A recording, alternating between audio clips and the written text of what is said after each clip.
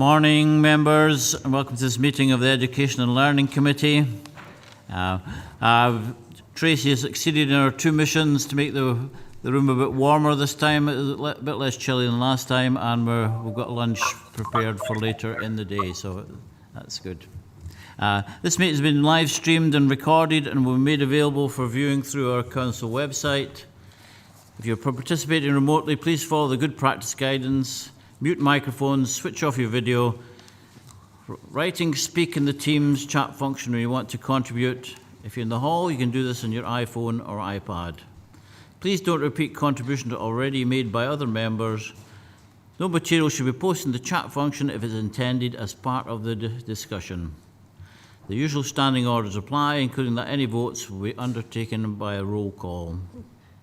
If any member has to leave the meeting, please either leave the Teams meeting for that period of time or write leave in the Teams chat function, and then join when you rejoin the meeting so we can keep track on whether the meeting is quorate.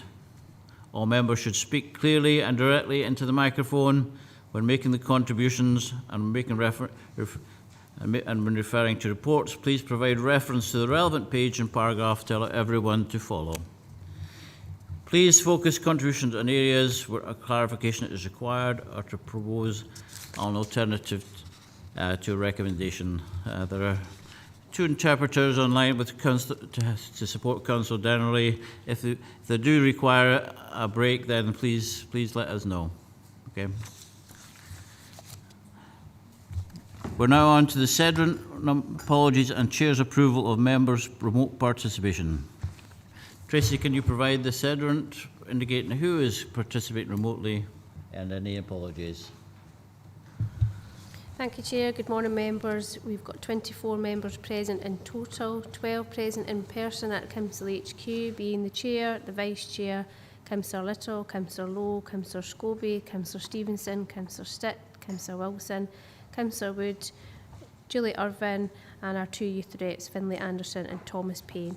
12 present on Microsoft Teams, being Councillor Dashper, Councillor Karen Crothers, Councillor Dempster, Councillor Dennerley, Councillor Ingalls, Councillor McGregor, Councillor McCammon, Councillor Young, Mel McGill, and our three church reps are also present on Teams, Chair. Apologies from Councillor Davis and Councillor Hill. 3 members not present at the start, being Councillor Mayo, Stuart Clement and Laura Moody. Thank you, Chair. Apologies from Councillor Mayo. Okay. So 3 minutes of previous meeting, 20th September. Declarations of interest. Does anybody want to declare an interest? Not seen anybody. Paula. Thank you, Chair. Just for complete clarity, I sit in the Parent Council of Lowerburn Primary. Just obviously in Leap 3 it comes up. Thank you.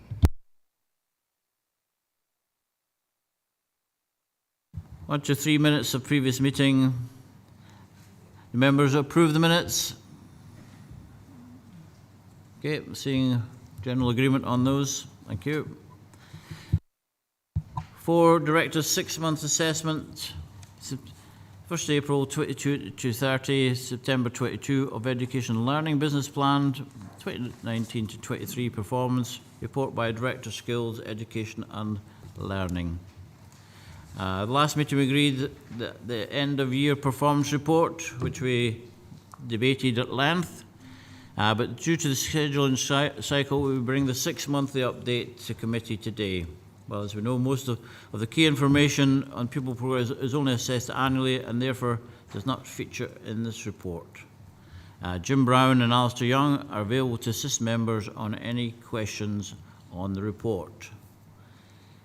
I will open up the member debate. Before I do that, on some of the items which appear regularly on the meeting, and would like some clarification on what we're doing to address the professional development review figures which come before us regularly. Thank you, Chair. Could I pass to John Thin to answer that question? Thank you. Thank you, Gillian. Good morning, members. So thanks for the question in regards to a piece of business that has been in front of this committee on numerous occasions.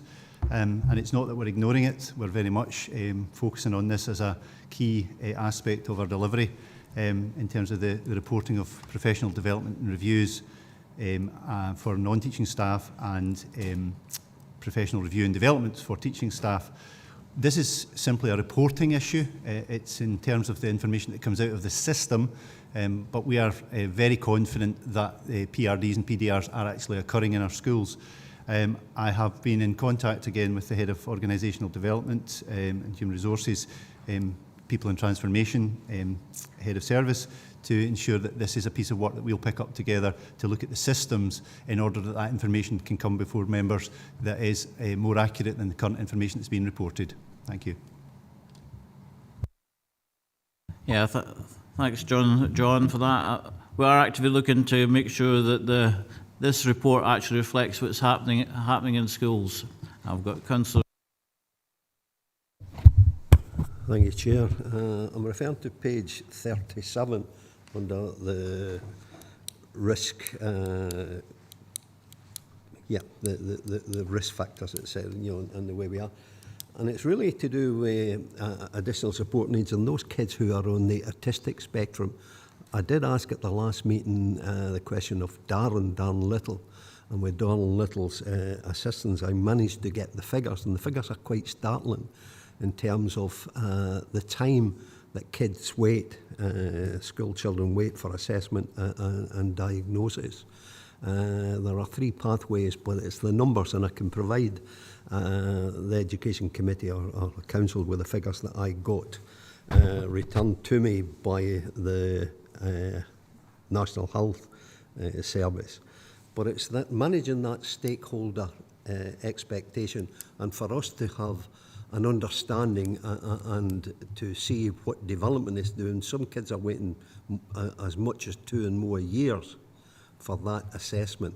And while the Education Authority do respond to kids who may be showing traits of that behaviour, these kids do need assessed, because I've known one woman who completely escaped the whole system. So I would like to see us having those figures recorded and to see how, notwithstanding all the difficulties in the National Health Service, but to see how we are improving on getting these kids assessed and diagnosed as being on that spectrum, and then for the authority to respond accordingly. I can provide the figures, Chair, so that, but I'm quite sure Gillian can get those figures if I can get them, but I think they need reported to Education Committee. Again, how we manage stakeholder expectation in that respect. Thank you very much, Chair. Yes, we got the figures from NHS via Darren and circulated those to all members as the request, I think, from full council. So I'm thinking we might be talking about the same figures, but there certainly was figures circulated following the request at full council. We can make sure we've circulated the same set. And then if I could hand to Jim for the work that he does both in education and in leading the Children's Services Executive work. Thank you, Councillor Scobie. Director gave the correct information along the lines of that you brought this up at full council. I understand I spoke to Darren about this. I think it was that that he had responded, and you have got those data. I think what's worth saying is that within education, it is, as you described, very helpful to have those diagnoses. However, we will meet needs as they present. So we don't wait until we've got that diagnosis, and I know you know that. And we have got very highly trained professionals who understand how to meet young people's needs, as well as a specialist service to support schools and teachers in doing so. But I agree with you, I welcome increases in diagnosis rates, Councillor Scobie. Thank you. Councillor Scobie. Yeah, I think it's important that the kids who do fall within this autistic spectrum are assessed and diagnosed.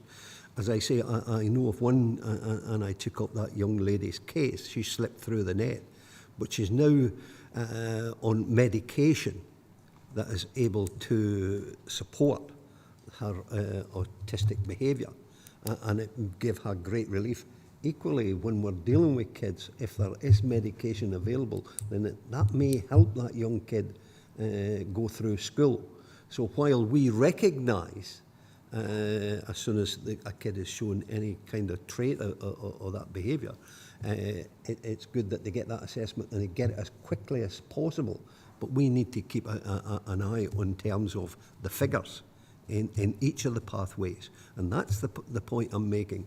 It is not a criticism of education in terms of how we deal with it, but it's to assist these young children in going through life and how they respond at school, which is a huge part of their life. I think it's important that we do our best for people on the autistic spectrum disorder, that schools are geared up as they are to identify people where they have concerns, and it is a sort of National Health Service issue that we get the medical diagnosis as soon as possible, and we need to push that forward as a committee and a council. I've got Councillor McCammon online, and I've got Councillor Wood to follow. Morning, Jackie. What's your question today? Morning, Chair. Thank you very much. Yeah, it was just following on from the autism diagnosis timescales. And again, it's just a clarification of process in my head, if that's okay. So we've got an unfortunate, and I won't be case specific, but it's just, again, I need to know the process so that I can take it back to the constituent. But the proposed timescales that a certain person has been given in school takes them out of school, so takes them out of high school, i.e. they'll be finished, they'll be of an age where they'll move on to college, or they're certainly moving on to college. What happens there in terms of the handover? So even if they don't go, if their diagnosis are waiting so long, because I mean it has been a failure in the process given the detail that I've been given, and it's taken so long to get the person, the pupil diagnosed. What is the process if the diagnosis is longer than the kid is in school? So if they're in year 5 and they still haven't been diagnosed, and it's going to be another year and a half, which takes them out of school, what happens there? Is there a handover to the NHS? Is there a handover to college or uni? Just so I can understand what happens there, if it's not too much of a daft laddie question. Thank you. Thanks, Jackie. What are the processes? Thank you, Councillor McCammon. The diagnosis is an NHS diagnosis. We will, with agreement of parent and carer, have discussions with post-school destinations, for example, college, to describe the needs, the learning needs of that child, that young person.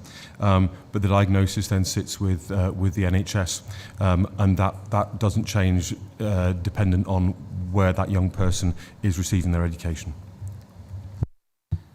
You want to come back, Jackie? Just a small one, please, Chair. Yeah, thanks for that, Jim.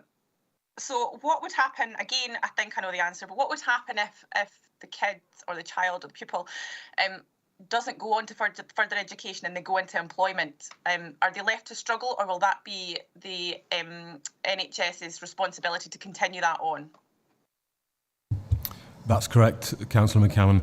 And again, transitions from schools are very well done. It's a thorough and rigorous process which is done with young people and parents and carers to make sure that whatever post-school destination, or indeed transitions between schools from primary to secondary, but post-school destinations can be supported and informed of particular needs.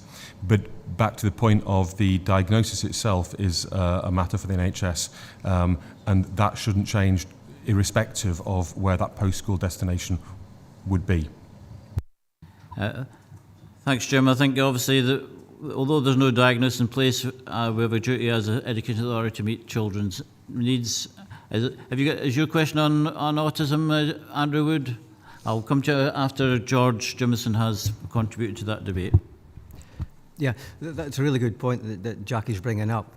It is really important, and I've got 2 children at university just now. One had a diagnosis, the other didn't have a diagnosis.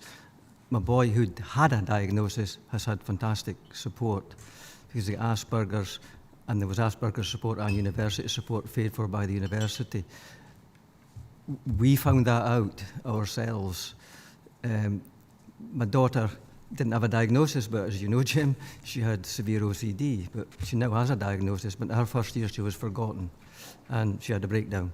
So where I'm coming to is, can we ensure that the young people themselves and their parents are aware of the support they can get from universities so that they are informed regardless of how well or badly the communication is between NHS, schools, etc. But the young people themselves are aware that they shouldn't be going to university, college or work with an issue, not knowing where they can get that help. So this is not a criticism of the system, it's just making sure the system advises young people whether or not they've got a diagnosis. And back to Willie's, diagnosis is really important because it opens doors that might not be open to you if you don't have a diagnosis. So it's quite a complex situation. But I think as much information and guidance that young people can get would be really helpful. And I think you definitely agree with that, Jim. Jim, quickly. Yeah. Thank you for that comment, Vice Chair. I absolutely do agree with that, as you said. I think the points you're raising about let's ensure that whichever post-school destination young people end up in, not only do they have the supports, but they're aware that there may be additional supports that, in this case, universities offer, which perhaps if they haven't got the diagnosis, which comes back to the original question, they might not therefore be aware of. And I'll certainly do work on that. Thank you, Councillor. Thanks, Councillor Wood, and then Julie Irving. Thank you, Chair. It was when you turn to page 33 and we're on key performance indicators, there's 2 or 3 alerts, and you go into page 34 as well. And you're looking in particular with the percentage of staff who have completed an annual performance development review. A, how important is that? And B, when you're looking at the figures, it's percentage. Can you put figures to those percentage of the number of people that we're talking about? And if we could do the same with the percentage of days lost per employee, that would be extremely helpful. The other one is the percentage of stage 2 complaint responses issued within a statutory timescale. That looks abysmal, but if you could give us once again numbers that go along with the percentages to get an understanding of where we are, and I'd also like to know what actions we're going to take to try and improve those 3. Okay, thank you. Thank you, Councillor Wood. Remember at the start of this debate we mentioned the professional development reviews, and we're taking action to improve the processes so that the figures we get are actually reflect what's happening in the schools, and we are on that. But the question I'll allow you is on the responses to complaints. Thank you. If I take the complaints point, and then perhaps we can look to John with regards to the absence. The percentage of stage 2 complaint responses is looking low. It's 25% against a target of 80%. And we've looked into this in some detail. Part of this, while every stage 2 complaint is obviously of concern for us, and we can certainly give you numbers in that, but the complaints timescale does not take account of school holidays. Now, we have lobbied the Ombudsman on this, and we are across all authorities. We recognise that the Ombudsman does not count the school holiday as part of the timescale. So if we get a complaint that comes in June, we obviously want to explore it fully in order to reach resolution. But if that creeps into the school holidays, then that time is counted. The clock continues to tick through the school holidays. So it's disappointing to see this reported in this way, but I'm assured that the officers who are investigating these complaints do so robustly, and that we do try to negotiate extensions to timescales with complainants. And even if complainants agree with that extension to the timescale, the clock continues to tick. So it is. We can provide further detail, but this does appear to be a national issue, which doesn't take account of school holidays. Sorry. Do you want to come back on that one, Andrew? Obviously, we're trying to find a solution to avoid to take into account the school holidays. Yes, and I do appreciate the response I've had. However, I am concerned that the school holidays, if I'm not mistaken, is 7 weeks. Is that correct? It's still And if that's the case, how much does that distort the whole year? And you can see from the extension, from the report, that this involved 4 complaints, where three complaints where an extension was agreed. So if we can't interview staff, for example, because they are on holiday, that will mean that the investigation takes longer. So there is some further information here in the exception report, and we can certainly provide further information if members require, but it's 4 complaints, took longer than we would have hoped. 3 of those were with agreement, and that they encroached on the school holiday period. Thank you. So on your question of absences. Thank you, Chair. And maybe just to pick up on Councillor Wood's previous question as well regarding the PRD, PDR aspect, I think the question was about the importance of that process. And it fundamentally is critically important, and it's something that we're very proud of in terms of how we deliver on that, and that's why I'm disappointed that the figures don't reflect the importance that we place on that. It's very important in terms of both career progression, development. We use a coaching methodology within our PRD processes. It allows for self-reflection, it allows for target setting, it allows for professional training, development to be identified with the members of staff, so absolutely critical. I think the question regarding the absence statistics is, what does that actually mean in terms of the numbers? And I think the paper that we'll share with you later in the committee, in terms of paper 9, in terms of the workforce, will give an indication of what does 4% of that number look like with both teaching and non-teaching staff. We are absolutely committed, although our numbers are lower than many of our comparators.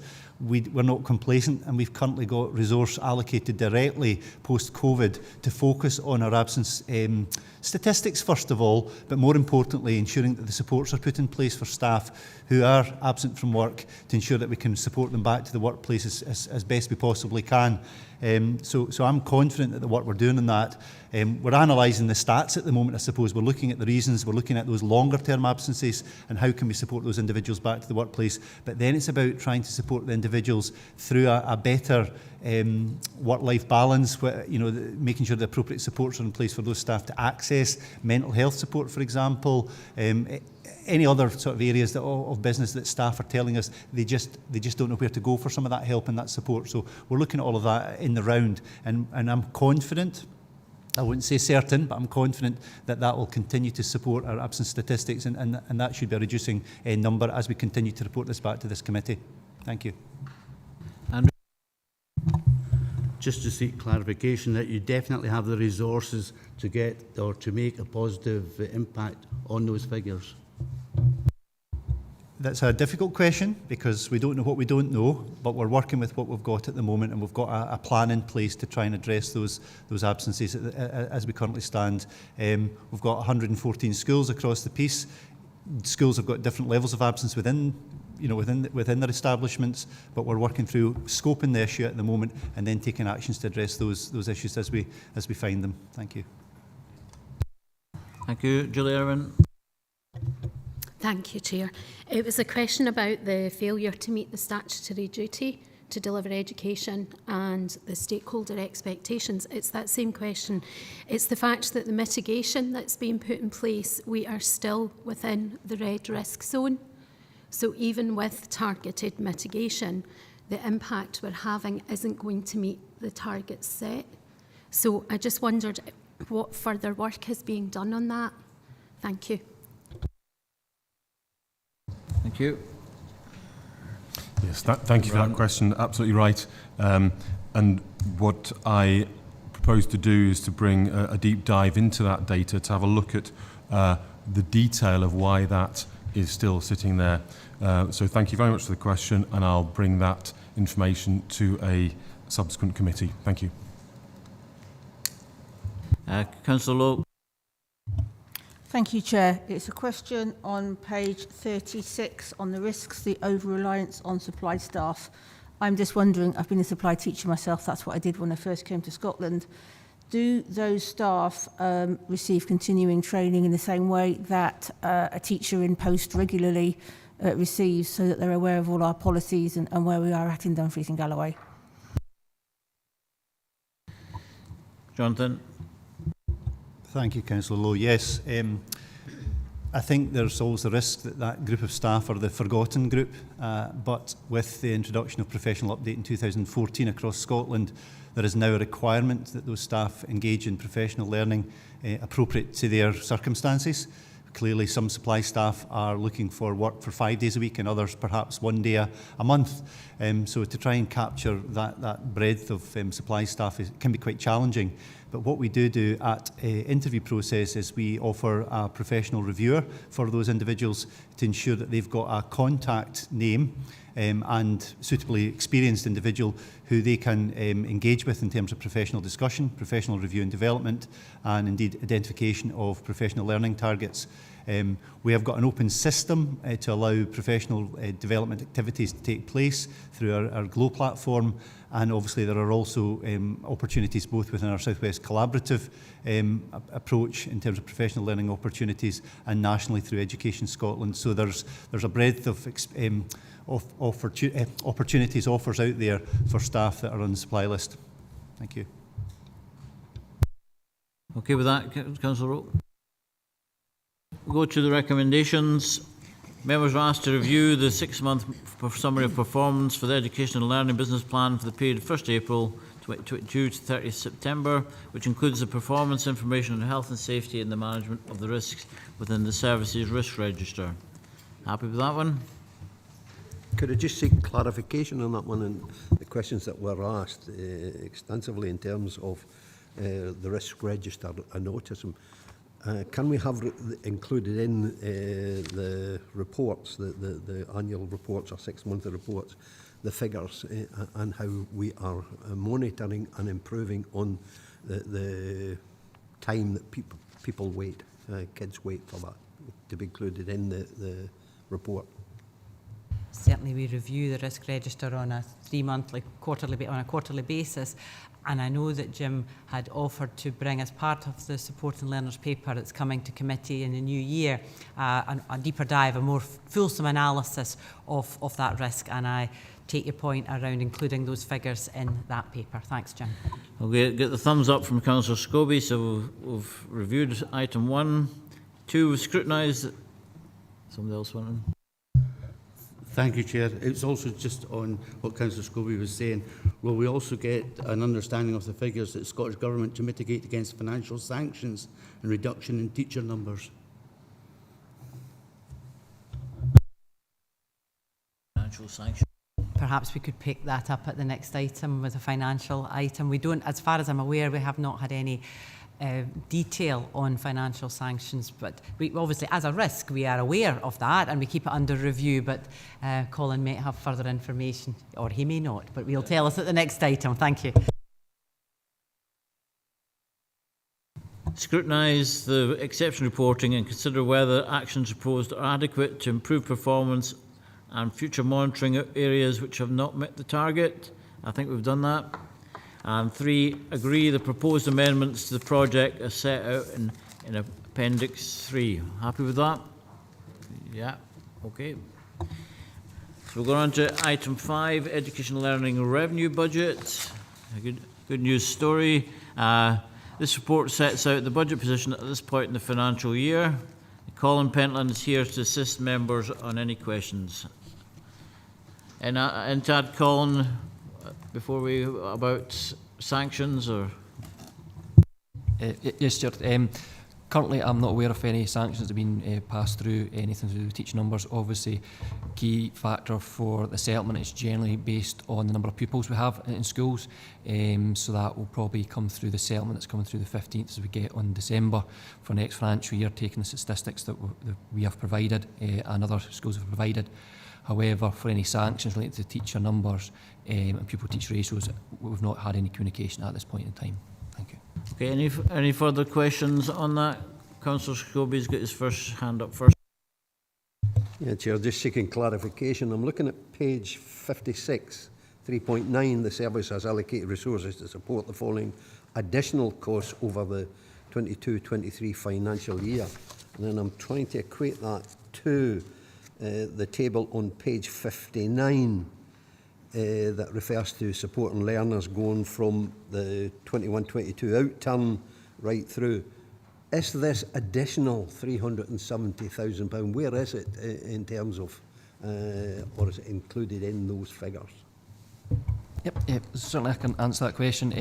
The information contained in the section 3.8 to 3.10 is additional resources that were treated as a ring-fenced grant for the COVID and the recovery.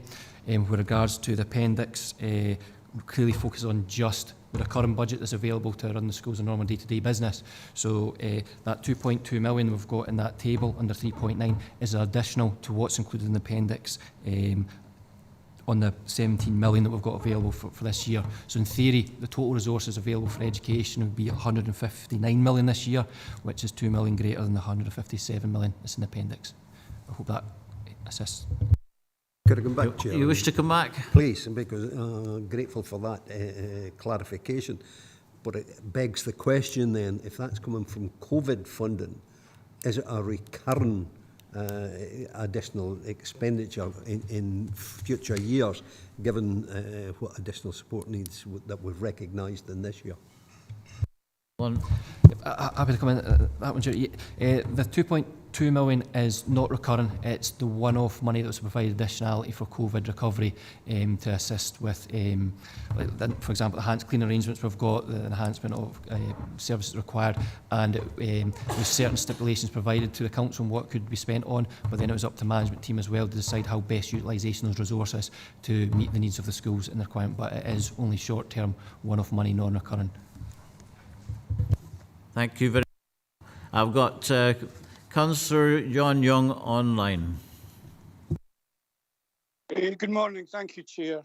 In this revenue budget monitor, I clearly see the list in 56 of what facilities are pointing this way. I'm wondering where energy costs fit into this. What budget does schools' energy costs come out of? I know it's not this budget, so could I have some clarification, please? Clarification on that one? Yes, certainly. The energy cost budget does sit within the lines in the appendix. They're specifically allocated to each school. So, for example, there is some funding in page 59 in the primary schools, the £47 million recurring budget.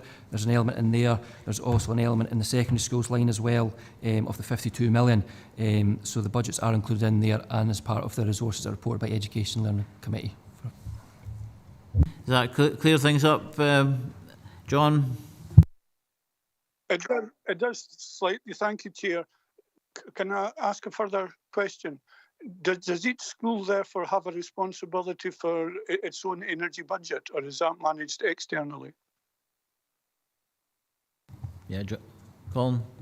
Yes, certainly. Each school has a budget that's provided to them for the energy, so it is devolved to each school individually and based on their usage over that financial year. So yes, each school does have an individual budget that's based on something we think is realistic for that school. Thank you. I've got Jackie McCammon. Okay, John? Yeah. Okay, Councillor Jackie McCammon online. Thanks, Chair. It's just a very quick one and there's no need for me to come back in. Page 55, 3.4.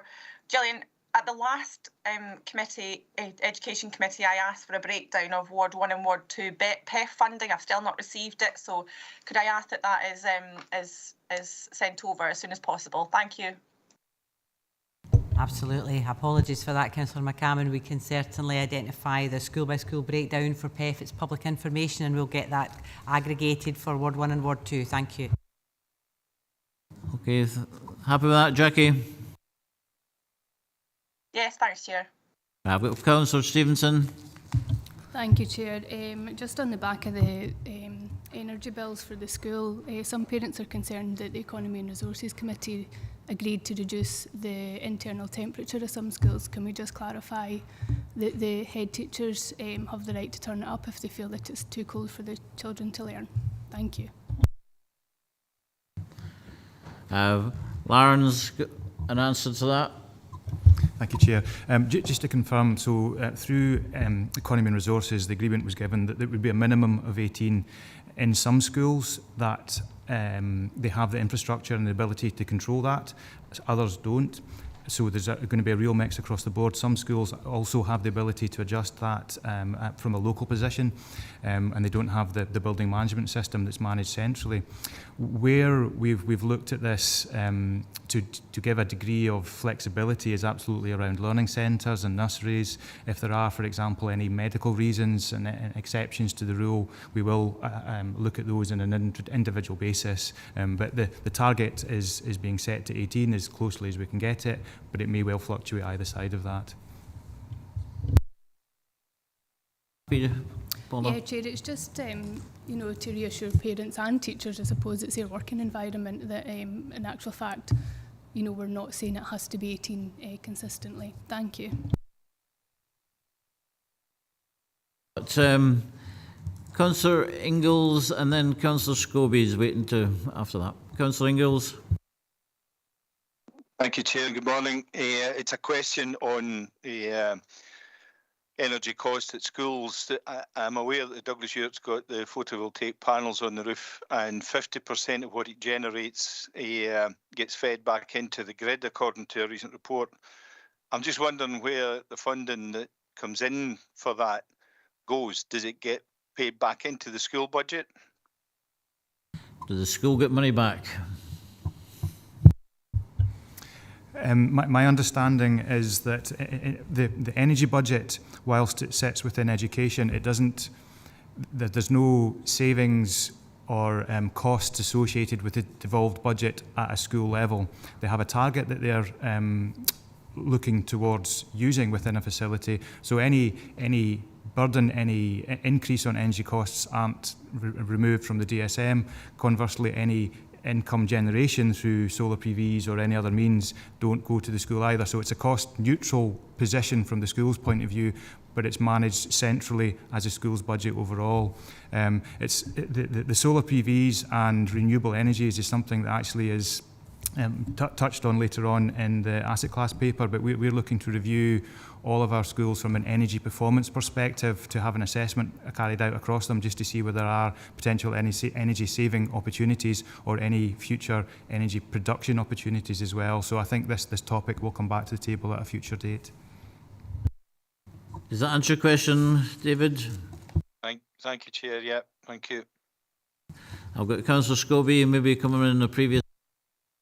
Yeah, it was just the point being made by Paul earlier and clarification from Lauren that it's not a diktat that schools are able to change. And I'm maybe looking at Finlay here because I attended a meeting with some of the youth councillors last week, I think it was, yeah. And two of the pupil council members who are still at school, obviously, were asking what is the process in terms of not only parents but children, you know, pupil councils, pupils asking for it to be increased because they're going in coats and big jumpers and so forth and so on. What is the process there if it's not a diktat? Lauren? I think we have to take a pragmatic approach to it.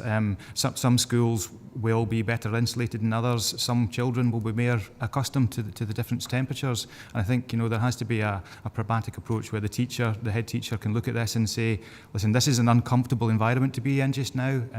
We all know that, you know, if we see 18 degrees on the Scotland, I think it's summertime, but actually inside the classroom that could be quite a cold experience compared to the sort of 21, 22 that they may be accustomed to now.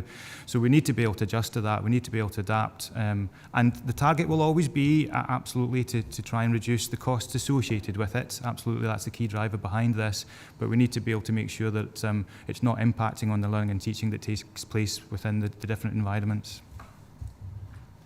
Councillor Julie Irving, she's not a councillor, she's a teacher. Thank you, Chair. Sorry, it was just on the back of that. It was my understanding that we are supposed to still be ventilating our schools and using our CO2 monitors. So there's a huge issue with having all your windows open to get the CO2 monitor reading even just amber and cold air coming in and heating classrooms. So I can appreciate the council's in a difficult situation at the moment because with the best will in the world, we can't get our classrooms necessarily to even 18 degrees because we're having to keep windows open. So is there, I don't know what the system is, so I suppose my question is, what is the system to inform the authority of when classrooms are sitting below that 18 because of ventilation issues? Thank you. Yeah, it's a complex question, but we've got complex. It is, and it's a real challenge across the authority. You know, we've got a lot of old schools that leak like a sieve, unfortunately, in places, and some new schools that are really absolutely fantastic at the other end of the scale. We record and ask all of our schools to report the CO2 levels on a fairly regular basis, and so we've got all of that data sitting in the background, and we had a statutory obligation to report that to the Scottish Government. So we've got a lot of information that we've been able to analyse, and there's actually only a handful of schools that have been above the 15,000 parts per million on a regular basis. And at those instances, we've been able to go in and say, right, okay, how can we improve the ventilation in these rooms? Now, that might be because the windows weren't opening correctly, or they didn't have enough windows or doors to the external areas, so we've been able to address some of those issues. Where it becomes really challenging pre-CO2 monitors was, let's make sure we've got plenty of ventilation, so the windows were wide open, the doors were wide open, plenty of fresh air coming in, parts per million were at a level that were acceptable, but the environment became really, really cold. The CO2 monitors now allow us to balance that a little bit more accurately. So if, for example, the parts per million are high, we know we need to open the windows. When it goes back down to an acceptable level, the windows can be closed. So there's a level of regulation within inside those spaces. There will be, unfortunately, times when ventilation is at a point where you've got more ventilation in, the temperature goes down, and if it's still at a red threshold above the 15 parts per million, what trumps what? The legal requirement on a classroom is about temperature, not CO2 levels. CO2 levels is purely an indicator of the conditions that are not reducing the chance of spread of COVID. It's not an indication of COVID, it's just purely an indication that the air exchange within that space isn't at a level that would support.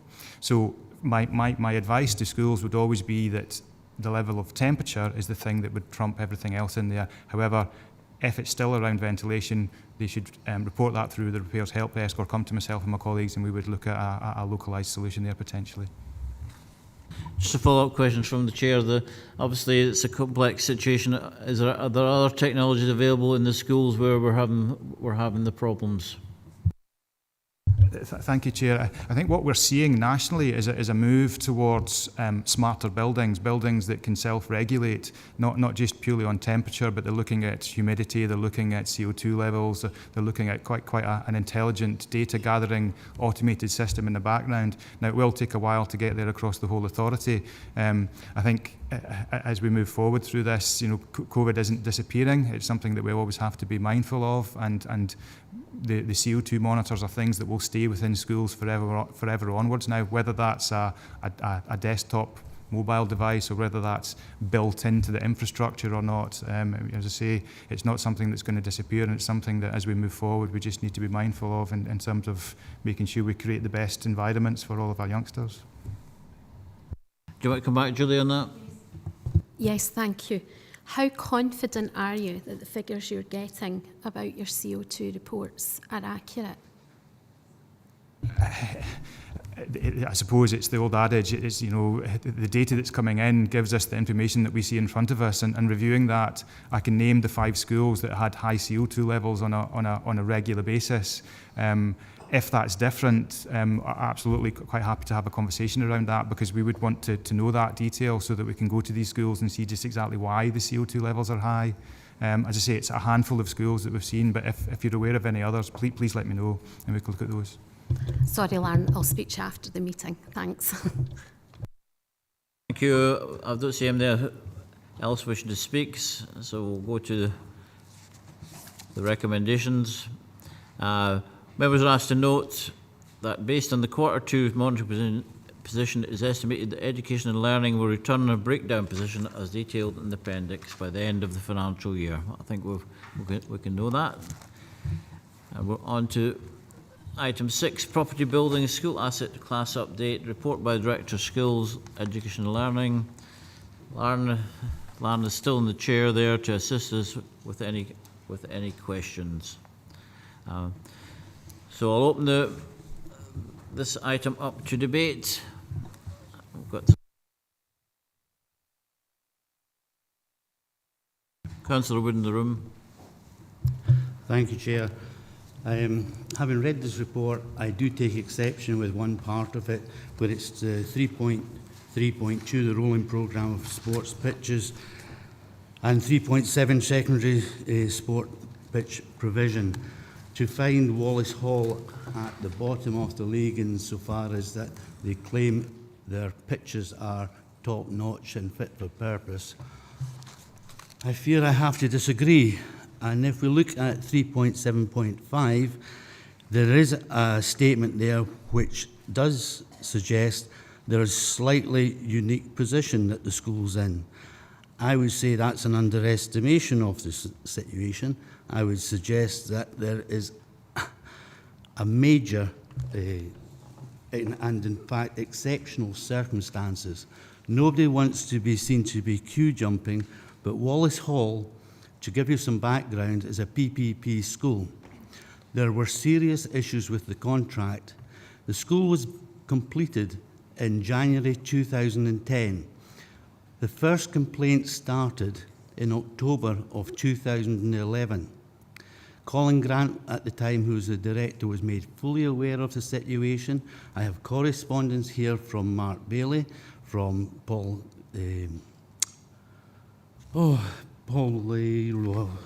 his name's gone out of my head, but there's also Claire Renton. I have met with our director, Gillian, as well, and we are not making any progress. I suspect a lot of it is to do with the fact there is a legal issue here, and nobody wants to get caught up in legal issues. So we've been getting this issue kicked in the grass for 11 years.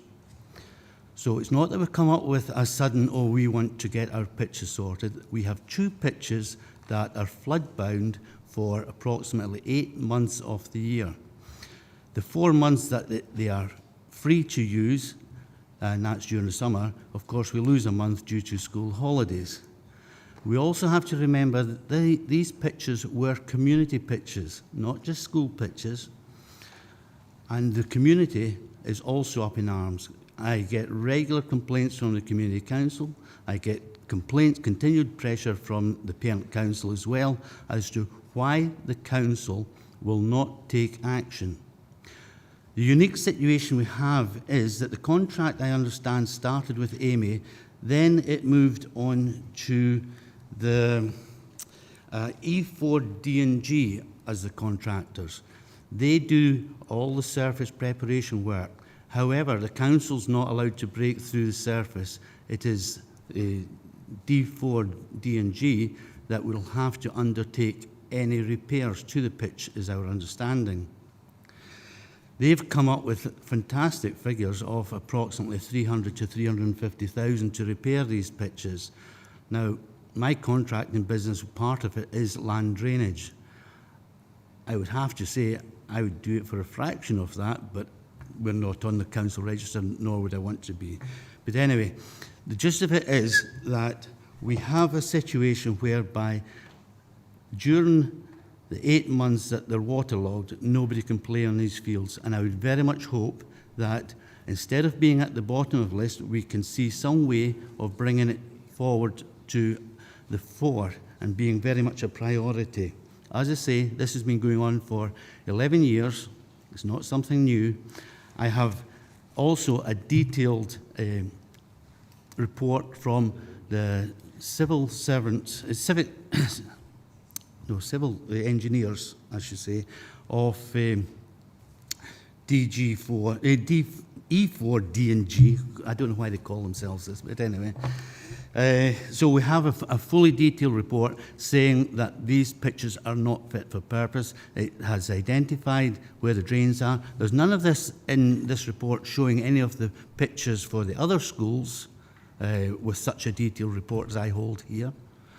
So really would like to know why it is that Wallace Hall playing fields are deemed to be more than fit for purpose. Indeed, they seem to be the superior pitches within the region.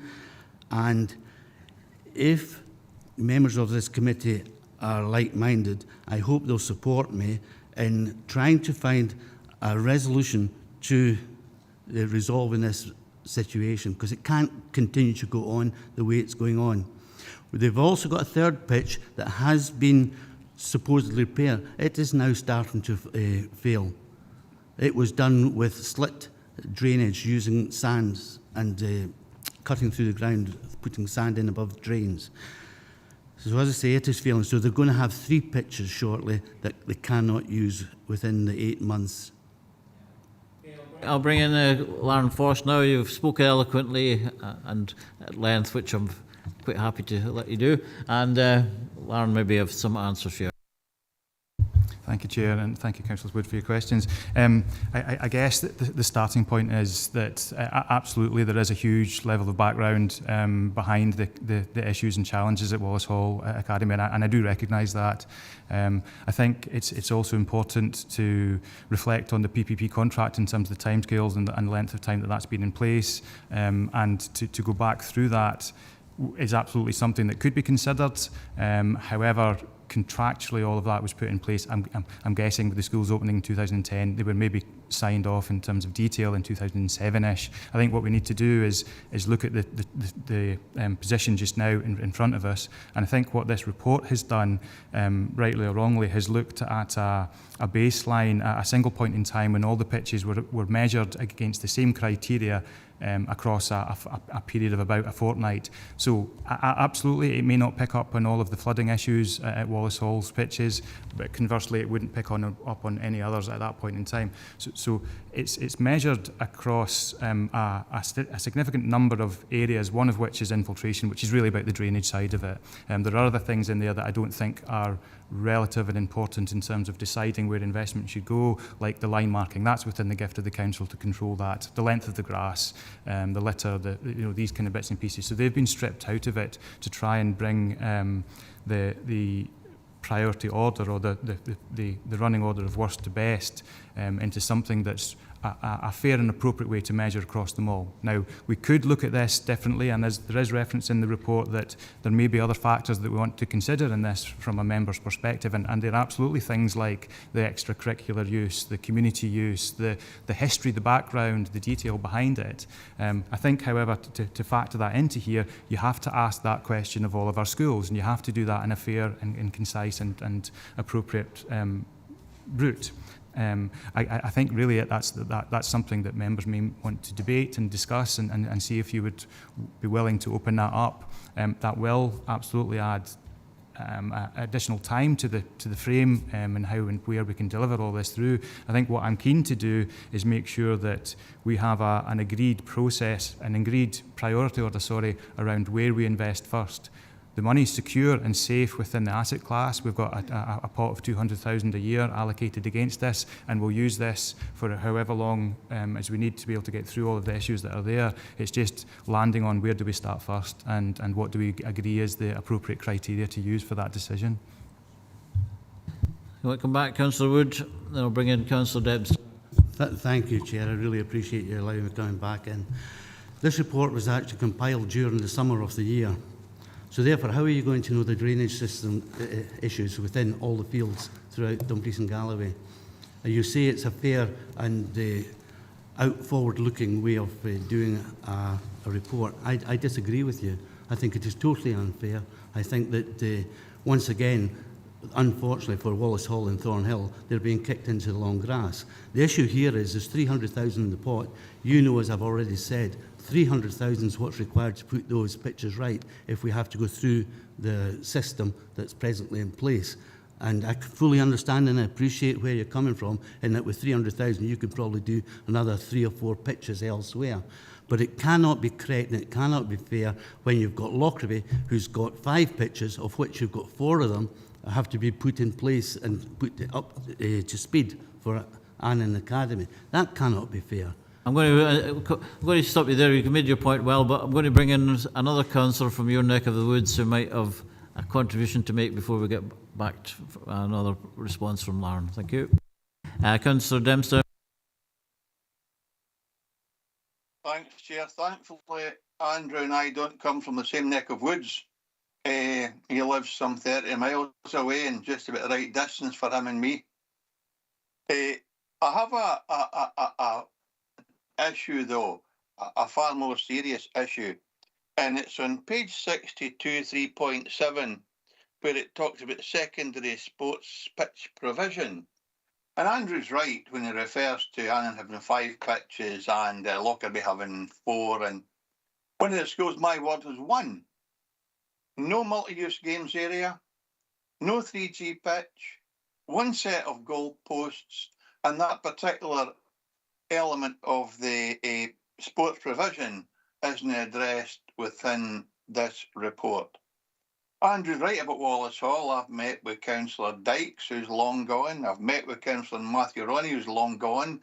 And we were trying to deal with outstanding issues in the Wallace Hall School. I would refer Lauren to 3.7.5 in page 64, where it says, if there were any intrusive works required on pitches 1 and 2 at Wallace Hall, for example, to address drainage issues, this is fully Dumfries and Galloway Council's financial responsibility. I'm not comfortable that the report addresses in a fair way sports provision, and I'd want to see a far more comprehensive review. I actually spoke to the people that were carrying out the assessment when they were in Sanker Academy, and it was a very nice sunny day when they were there. And in Sanker Academy, if boys and girls want to play football at the same time, they can, because there's 1 set of goalposts. So the whole provision across the school estate is skewed. And if we're going to do something like this, it should be a comprehensive, all singing, all dancing study. And for those that have muggers or 3G pitches, we should be reviewing the standard of them, because they will need maintenance on a fairly regular basis, and not just pick at one element of it and expect that that will somehow satisfy all members. It certainly wouldn't satisfy me, the report as it is. So I'm much in tune with Andrew's thinking about Wallace Hall, but I'm also really concerned that we're not really addressing in any way a fair and an acceptable sports provision for children. We're supposed to be giving every child the best chance in life, and we're currently not doing that in terms of sport provision in some schools. Thanks, Chair. Okay, all singing, all dancing review. Thank you, Councillor Dempster. I think that there's 2 things in this. One is the report in front of you is around determining where we should be investing in improving the existing grass pitches in front of us that we have. So that was the purpose of the report. It wasn't to deliver a review of sports provision across the whole authority. That's absolutely something that we may wish to consider. That has happened in the past in collaboration with our colleagues in leisure and sport in terms of the overall strategy, because it's not just about school facilities, it's access right across the board. What I would say is that the pitches assessed and the schools assessed are all measured against the quantum defined by Sport Scotland and Sport Scotland guidance. So that's why the number of pitches at Annan, for example, aren't all sitting in the top for investment. They have 1 pitch too many, according to the Sport Scotland regulations and the guidance that comes forward from them. Similarly, Sanker, according to the Sport Scotland guidance, is meant to have access to 1 grass pitch, and that's why there's only 1 grass pitch there just now. Now that can all be picked up through a wider review of sports provision across the board. There's something in there around, you know, the journey times and access and availability of, etc., as we move forward. The fundamental part for me just now in terms of the report in front of us is bringing it back to looking at the existing grass pitches. Now we could absolutely delay and move to a wider review across the board, but I don't think that would change the need for investment in our existing grass pitches as they stand just now. They're going to get worse and worse and worse. Councillor Wood, your question around when those surveys took place and the level of intelligence gathered through that is a valid point as well. You know, this was a snapshot across a fortnight, across all of the schools at that same point in time. So the good weather that was seen at Wallace Hall would have been replicated at others. It doesn't go to a massive level of intrusive surveys where we're digging up and looking at existing drainage and seeing what condition that's in. It does do an infiltration test where they pick an area and they drain a level of water down into it and look at the time for that to dissipate, and they measure that across the authority. I think I may be in the unique position in that I visit all of our schools on a fairly regular basis, and I do see the condition of the pitches, and I do see excessive levels of flooding across the board in quite a number of our locations. Members may recall a number of years ago there was a photograph of a canoe sitting on the playing field at Annan Academy. So we do have severe issues across all of these, and it's not to diminish the issues and the challenges at Wallace Hall, but just to say it's actually fairly poor across a number of our schools, and it's just making sure that the level of investment we goes in the right one first. And to say what we have in front of us is a paper that doesn't look at, it purely looks at the fact of those surveys at that point in time as a starting point. And if we choose to remodel that in terms of priority for any other influencing factors, then that's within the gift of the committee to take that decision. I see your hand still up. Jim, you want to come back? I thanks, Chair. I took it down because I know you'd invite me back anyway. No, that's fine. If and I know Lauren can't make proposals, that's not his job. But I would want to see a comprehensive review. I'd want to know how many towns where there's an academy and a primary in Killahome, which is a feeder school, do not have a 3G or a mugger pitch associated with them. So we've got 5,000 their population, 1,000 pupils that don't have access to a multi-use games area within their schools. I think that's a miss. I think that's a mistake.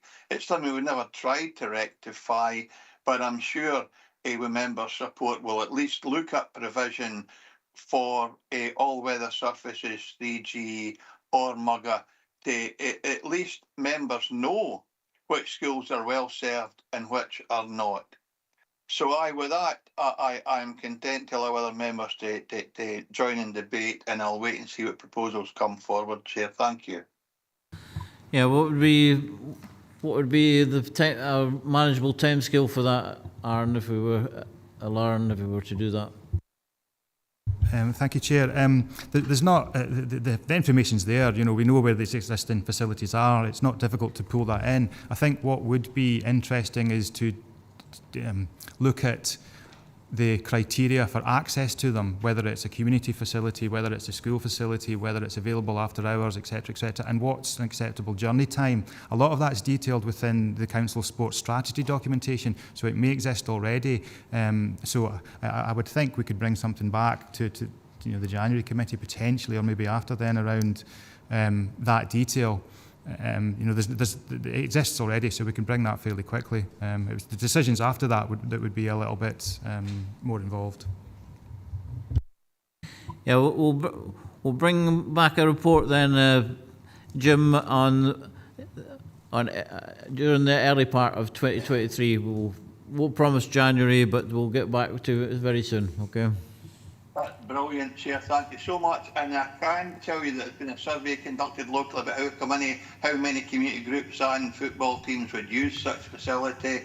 We've got ladies' teams, children's teams, professional football teams, all looking for access to that type of surface and currently don't have it in the area. So delighted. Thank you very much, Chair. Thanks, Lauren. I'll look forward to that being brought forward in due course. Okay, well, we've made Councillor Dempster a happy man, but can we do the same for Councillor Wood, who is his next door neighbour is 30 miles away. Chair, with your leave, no, Jim's absolutely right. It does make a difference that there's 30-mile distance between us, but we do actually get on relatively well. However, I'm in agreement with a lot of what he is saying. I am pleased that you are taking into account the possibility of getting a further report. I think that's a worthwhile direction. But I also need to know what the council is going to do about the contractors with PPP and the failure in their not putting the pitches right after the construction of the school. Now, we are more or less halfway through the period of that contract, won't we? Because it's, am I right in saying it's a 25-year contract? It's 30, so we're not. We're a third of the way. But is there not an opportunity for a review of the conditions of the contract? How often does that take place? In all honesty, Councillor Woods, I'm not sure of the detail of that. I know that the duration of the contract is a 30-year period, and if we were looking at any change within it, within our rights to ask for that, obviously there's a financial consequence of asking for that review. As I say, the detail in the contract isn't really something that education per se have any knowledge of at this stage, because officers involved in it are no longer in the service, and the PPP contract sits within the remit of our colleagues in property. So it may well be that we can relay that question back to those members to answer for you. It's just to help, Lauren, and that is that we have supporting evidence that this was reported at an early stage. And I would hope that our legal team would also be able to work with education to try and sort this situation out. I think what we can do is we can go and have the discussions with our legal team, with our colleagues in property who manage the contract on behalf of education for the council, just to look at that detail, just to see if there are any opportunities within there. Fundamentally, we need to do that check, and I believe that has taken place, but we just need that confirmation that legally, contractually, E4D&G have delivered what was specified, and if they haven't, then that gives us the opportunity to come back in and say that it's their responsibility to rectify that. I think we'll take this conversation offline and see what can be done to support that project and see where it is in the grand scheme of things, see what its possibilities there. Chair, point of order, Chair. If you don't mind, the 3.7.5 is quite clear. I don't know what Andrew's asking. It says on it. I'm going to move on to. There's two people who've been waiting a long time, Jim, and we've resolved it to Councillor Wood's satisfaction at the moment. So I've got Councillor Scobie and I've got Councillor Dennery waiting patiently. Yeah, Chair, and I would welcome that comprehensive report early part of New Year, January, whenever, as soon as possible. I make the point in my worst fears are now being founded in that where we've got 3G in terms of even PPP, and I don't think Sonora Academy is under PPP, but we've got a 3G pitch or that type of pitch.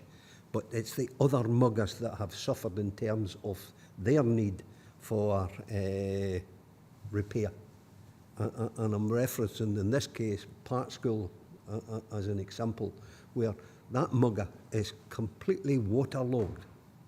And in Park School, that's the only sports pitch provision that they've got. They've got no grass pitch at all, but yet it's almost impossible to use the mugger at that pitch. And I would imagine it's the same for all the other muggers, maybe throughout the whole of the region.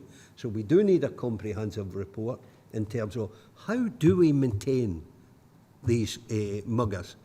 So as I say, that was my worst fear, that the 3G at Sonora Academy would take away the need for those other muggers to be maintained and repaired. So hopefully the report coming forward will recognise this, but it's the ones that have no sports provision that really worries me. Just a quick question, Lauren, on 3.3.7, 4-week delay, the carryover of the 125k. Can we catch up on that? Yep. Okay, Lauren. Thank you, Chair. Thank you, Councillor Scobie. I think just to remain on the muggers just for a wee minute, there's quite a number of facilities across the authority that don't sit within the education portfolio, and Park is one. We also have one at Lincluden, which isn't part of the education estate, but they're used and accessed by schools. And I think the future report will capture where they all are, who has responsibility for them, and then we can sort of pull that strategy together. The works at Park, can we catch up on that time? I hope so. We've got a long contractual period on site. There will be opportunities to accelerate, but absolutely there's always risks associated with that. We all have a programme that will look at reducing the timescale as much as possible, keeping it as quickly as possible on site, because that has financial benefits to us as a council. So I can't guarantee anything on that, but absolutely always trying to push it forward as much as we can. And Councillor Dennerley.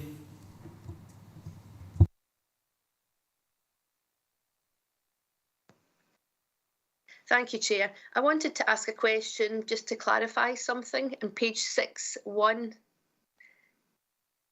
3.3.1, and it's about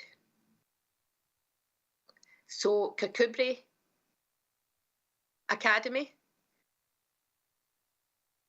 So it says £64,000.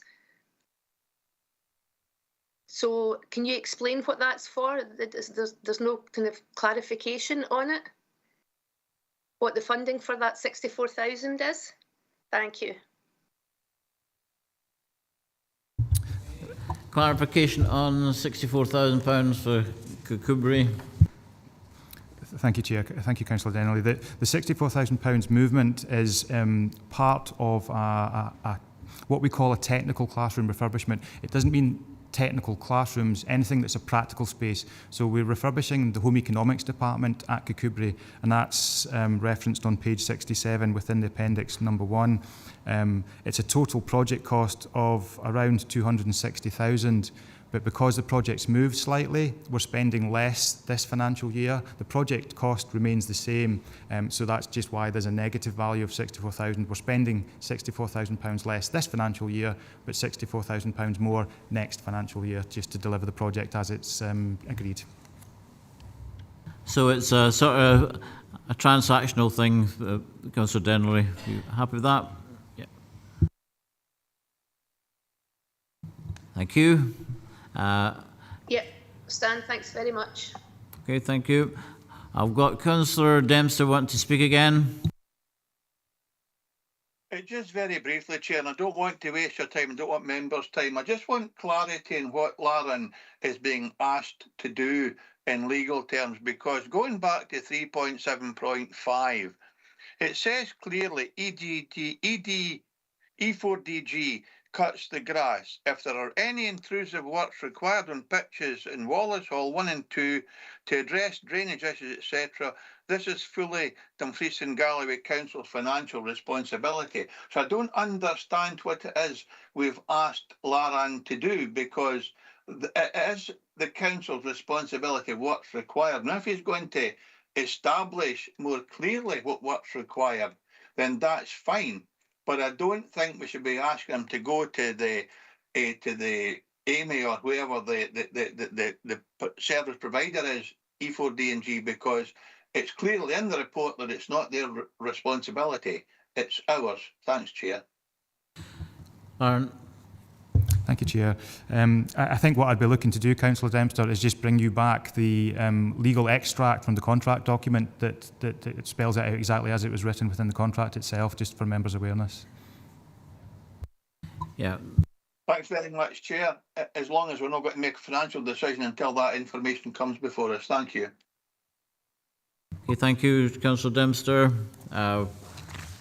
I think we've exhausted the questions on this, and we're going to the recommendations. We're asked to note the financial position for the property, buildings, schools asset class at the end of September 22, as detailed in section 3.1 to 3.2, and also within Appendix 1. And 2, agree the revised budgets as detailed in section 3.3 and also within Appendix 1. And note the financial position for 1140 hours early learning and childcare projects at the end of September 22 as detailed in section 3.5 to 3.6 and also within the Appendix 1. And agree for the priority principles and investment order for grass pitch improvements work at secondary schools as detailed in section 3.7 to 3.77 and appendices 2, 3 and 4. And we're also noting that we'll have a further report on the on the holistic view of the situation early in 2023. Chair, we're not agreeing the priority principles, are we, at this stage? Until we see the other report. We're agreeing the priority principles and investment order as for grass pitch improvements. So we are agreeing those at this time, but obviously we'll be having the report back, which will inform. It's a moving feast, if you like. It's always, things always on the move. Yeah. No, I would rather that we just defer that particular part until we see the full report coming in January or February when it comes. Do you want to, would that affect things if we did change that? Thank you, Chair. Yes, fundamentally after today's meeting, I would be looking to action the investment at the schools at the top of the list, realistically. So it is a fundamental change if we were looking to delay that decision until such times as the future report came along. Happy either way. As I said, I've got no preference in that. I think the key thing is that we invest in the right places for the right reasons. A delay at this stage by a few months may mean we miss the window of opportunity for pitch recovery. That's the only risk associated with this. So there may be a full growing season delay for the first investment school. However, you could agree the priority order today, and that will allow us to at least start at the top of the list, and it may be you want to reflect on that priority order post the revision to the next paper coming forward. I think we're going to approve it, these principles at the moment, Councillor Wood. If you wanted to change that at this stage, you'd have to propose an amendment. I don't think we've got enough information for you to be successful in that. But I think it does come back to the committee in the new year, so there's opportunity to keep pushing for Thornhill. So I think that's there. I'm not altogether happy with that idea, as you say, and I don't want to take up any more time off the committee, so we'll leave it be for the time being, but I hope that we get a more concise report coming forward in January or February, and it won't delay the recovery of the grass too much, I wouldn't imagine, because you don't start sowing grass till mid-March, April, so you've got at least 6 weeks recovery. Okay, thanks, Councillor Wood, for being for our forbearance and for accepting that agreement of. Councillor Young, you wish to come in? No, I texted withdraw. I'm quite happy to go with the recommendations, Chair. Thank you. Okay, so we agree the priority principles and investment order for the grass pitch improvements at secondary schools as detailed in sections 3.7 to 3.77 and appendices 2 and 3 and 4. Are we happy with all the notings and recommendations? And a further report to come, Chair, from Lara in January. That would be another recommendation. Yeah, so, something in the early part of the year we've agreed, so yeah. Okay. Okay, so thank you very much. We're on to review of school capacities. Report by Director of Skills, Education and Learning. In order to refresh the capacity of our school across the region and keep parents informed before they make choices for school places. Lauren Foss is again here to assist members on any questions, and I'll open, unless there's anything else to say, Lauren will move on to open the debate. Okay. Okay, anybody want to come in the school capacities? Right. I'll move fast. Well, the going's good, and go to the recommendations. Members are asked to note that a submission for the Learning Estate Investment Programme LEIP 3 funding was submitted to Scottish Government as detailed in section. Oh, sorry, we're on the wrong recommendations, so I could skip 2 there. We'll on to the. All right, we've got a couple of people wanting to come in on On 7 recommendations, we've got Jackie McCammon. Yeah, thanks, Chair. You were just a wee bit too quick there, moving to recommendations, I'm afraid. Yeah, so it's to do with the catchment, if you don't mind. I'm not sure who best to aim this at, but in the table, page 81. Let me just get to the right page that I've made my notes. Yeah, so do we have reason why some pupils are attending other schools that aren't in their catchment area? I'm sure there are common reasons, but some of the figures are quite high, and surely they're not all the same. If they are all the same, are we addressing that issue? I appreciate that the information won't be directly to hand, but a brief outline of issues and reasons would be much appreciated on that, please. Secondly, just a point of clarification that's needed from my point of view. Page 77, 3.2. So it states that the capacity of Gretna Primary School was listed 308. This capacity has now been updated to include temporary additional accommodation. Now, it might just be because I'm not aware of what's been happening in Gretna, but it states that it's temporary and it's gone from 308 to 372 in terms of school capacity. What happens when it's no longer temporary? Because I'm assuming that's going to be removed again.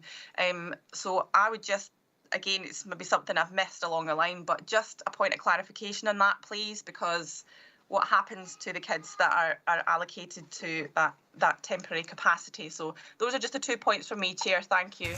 Thank you, Jackie. I've got John Thin for the first point, and Larry will take your second point. Thank you, Chair, and thank you, Councillor McCammon, for your question. I think you've actually hit a really important nail on the head in terms of some of the planning that we need to do in the background to try and ensure we've got the right schools in the right places at the right time for the right children and the right families. And because of parental choice, it's exceptionally difficult to actually do some of this planning. Parents will choose to educate their child in a school for a wide variety of reasons. It can be due to the work pattern. It can be due to childcare issues. A grandparent, for example, who lives in a particular community. It can sometimes be due to friendship groups that they've made in a nursery class, preschool, which has reflected their choice of school. And it's really difficult to capture that. We've got a number of thoughts round about it, but the parents themselves have got that opportunity to choose where they wish to go and where they wish to send their children to. And that is absolutely within their right to do so on the assumption that we can accommodate that child or those children in that particular school. We recently held a member seminar a few weeks ago just to talk through the sort of appeals process when a school that they're choosing to is actually full and we can't actually fill them in, and what are the legal reasons that we then refuse the child the entry to that school. But they are few and far between. We have got a declining school roll.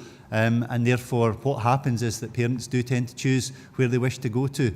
And I know that parents, in particular parent councils of schools where they're seeing a diminishing role, are scratching their heads sometimes and saying, well, how can we arrest this change of demographics? We've gone from 3 teachers down to 2 or 7 down to 6. Why are those children not coming to our school anymore?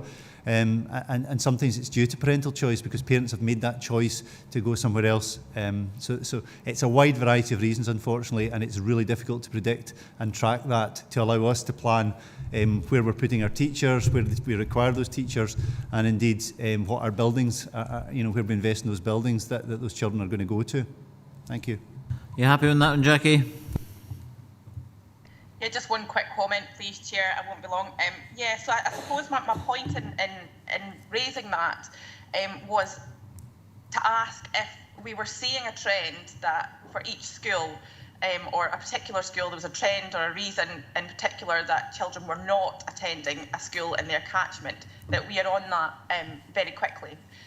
Because it isn't fair when, and thankfully looking at the report, there is not an awful lot. I think there's just one minus figure, if you like, for kids, for schools that are over capacity.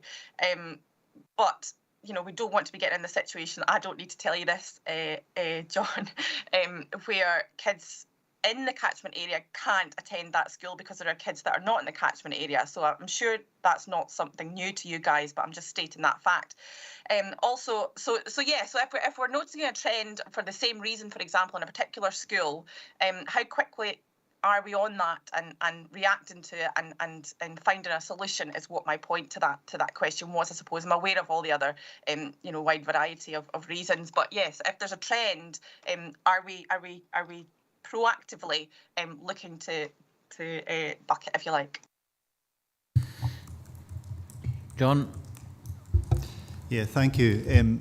So I suppose there's probably 2 or 3 papers that are linked in today's committee, and with the capacities paper, that links very much to the investment strategy of where we're looking to spend the money on the schools to ensure that we've got the best schools in the right places, as I said before. And I think it also links to the mothballing paper, which will be coming up later in committee this morning, in regards to when do we intervene, when do we go and have those conversations with communities about what does that school role look like? What are we needing to do about it? And members may recollect a previous committee where we talked through the partnership arrangements, where we were tracking schools which were perhaps decreasing by a certain percentage over a period of time, or indeed increasing by a certain percentage over a period of time, to allow us to make decisions primarily about the management arrangements for those schools, but also to try and investigate, well, why are we seeing such a significant increase? And that does happen at times. And we certainly saw that a few years ago when we had 1 or 2 of our newer build schools very much attracted a new audience, if you like, new families who wanted to go to the new school rather than the existing school that was perhaps not too far away. And that put a different pressure on the system. But when we're seeing sort of almost a hemorrhaging, maybe is the word we're looking to use here, of children not going to school, then clearly we want to understand why. And so we will engage with the school. We'll try to investigate what does that actually mean. But fundamentally, we are pretty powerless to do anything about it, because parents will make those choices, and we can't force parents to go to a particular school if we can accommodate them in the school of their choice. Thanks, John. We want to Councillor McCammond's second point. Lauren? I'll take that one, Chair. Approximately 18 months ago, the capacity at Gretna School was raised at committee. We know there's a lot of housing development in the area, and the school at that point were very quickly approaching their 308 capacity. They were around the 300 mark. So a flow chart was brought to committee around what we would do to kind of intervene at each stage. So it was felt that the first interaction we would have, and the first involvement, would be to put in temporary classrooms. Now, they're temporary because they are modular buildings. That's what they are by design. They also have temporary planning permission, and that's to allow us to assess what happens, what's the school role going to do. Now, actually, it has stabilised a little bit around that 300 mark, even though there continues to be housing going in there.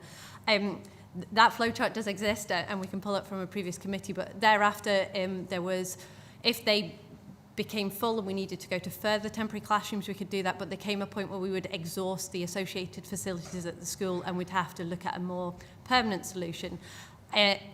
The other part of your question is what happens at the point at which those classrooms need to be taken out. Well, that we really need to assess what the pupil role is doing at that stage. So it's not about the classes learning in that space. It would be, well, actually, do they need to have a 12th or 13th classroom, or actually do the numbers only support 10 or maybe 11 classes? So in that instance, they are no longer required. And equally, if we get to, 5-10 years' time and the role rises again, we can revisit that flow chart and put something in place. I hope that answers your question. Does that answer your question, Jackie, on Gretna? Yes, thanks, Chair. Thank you. I've got Councillor Stevenson, followed by Councillor Little, followed by Councillor Wood. So, Paula? Councillor Little. Thank you, Chair. Lauren, it's about Lockerbriggs Primary School, about the capacity. Is that capacity including the tower block? So it's not including the tower block. So we've already decided, because we'll be taking that down. So this new capacity is to do with that. That's fine. And my other question is, I know it explains it the difference in capacities, the changing capacities from now to 2023 in the high schools, I know it explains it in 3.4 on page 77, but I'm struggling to understand why.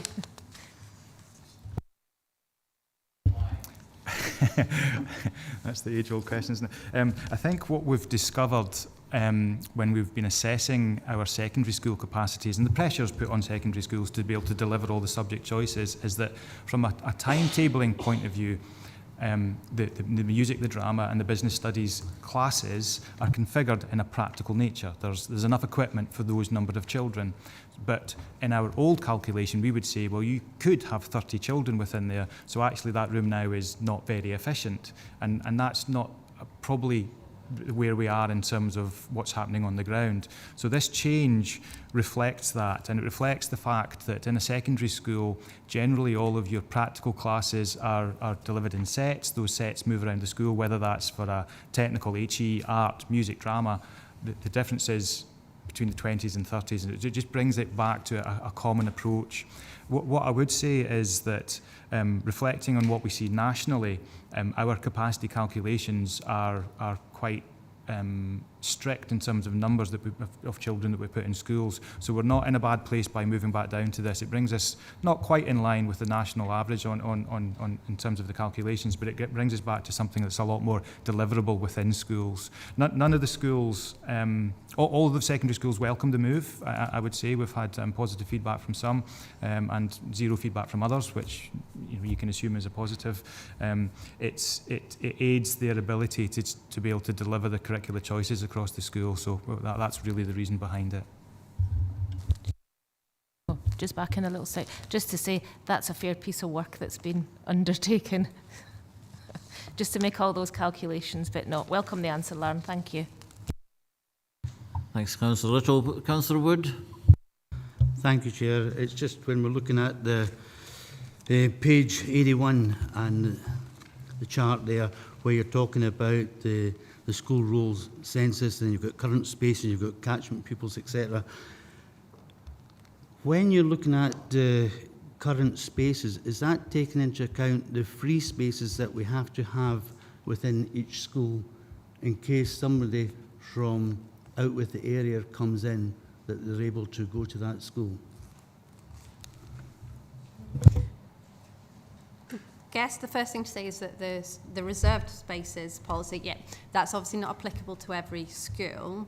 It also is dependent on the class composition in any school at any different point in time. So that is purely the capacity minus the current role, and that's how many spaces are available. Obviously, we do reserve spaces where it is applicable to the school.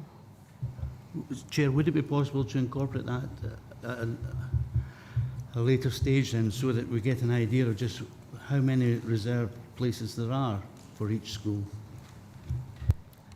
I guess we can look at how we incorporate that within the table for the schools that it's applicable to. The only caveat is that it's a bit of a moving beast. A family could move in at any point in time, and then those spaces are no longer. It also depends on how many staff are allocated to school as well, but we can certainly do it. The other point, Chair, with your leave, is to ask how we grow rural schools, because the present policy makes it extremely difficult for a rural school that gets the opportunity for pupils to go to it, but you have to have a certain number to get a teacher, and it's difficult to break that barrier. So how do we cut through the policies so as to ensure that likes of Dunsker School or Money Ive that have had issues with teachers versus the pupil role and trying to get that extra teacher is impossible. So therefore your rural school can't grow, and I just want to know how we can break through that. I'll take that one, Councillor Woods. Thank you. I think it relates to the previous questions around parental choice as well, actually. It's all interlinked. And I think one of the things that, if members remember pre-COVID, we started a consultation process around schools modelling about transformational change. And all of this is interconnected. We are, will be shortly in the new year re-establishing that process, coming back out and looking at what are the criteria we should measure all of our schools against. And that will change the landscape, and it might take us a while to physically change it, but certainly it will set the principles and the criteria that will model out where a school should be, the size of the school, the facilities it should have, the journey times, the extracurricular opportunities, the size and scale, and that hopefully will address things like, you know, the catchment area. Well, is the catchment area wrong in the first place because children are choosing to come out with or go to other catchment areas? So it'll address all of those elements in one master plan across the board, which hopefully then, if that's the outcome of all of the consultation with all of the parent councils, with the parents, with the school, the wider school community, that will give us the correct starting point for all of those issues. So you would hope off the back of that, that community would be in the right location with the right facilities and would be a nurturing and growing community that would have the right volume of children coming through there. I think historically, looking across our authority, the numbers of schools that we've had has been diminishing, and that's maybe right, maybe wrong. I think what we see is people voting with their feet. Infrastructure improves, the ability to travel longer distances improves. We've gone from a society and a demographic where it was farming communities built around parish schools, and we're seeing a lot of that change. So I think we need the whole scale change, and then by that whole scale change, it will pick up exactly those smaller niche issues, not to diminish that at all, but I think hopefully through that whole process that will give us a blank canvas to begin afresh with, and that should address all of these issues that come up individually. Thank you for that, Lauren. I do appreciate the response, and I do also understand that it's a moving target the whole time. It's never static, is it? So, yeah. It's good to feel appreciated, Lauren, so that's good. And I've got Councillor Little, then Councillor Lowe. Thank you, Chair, for letting me back in. It's just a quick yes or no answer from Lauren.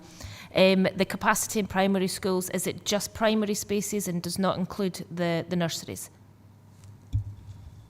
Just primary. Councillor Lowe, you want to follow up one of these things? Well, it's just to do with spaces in schools. We have our Ukrainian guests, and I wondered how much tied in with the allocation of families to areas. Is there a check with the schools that they have the support in place to receive those children? And I presume that the advice to those families is to have the kids in the most local school possible, just to make sure that those children get the correct support.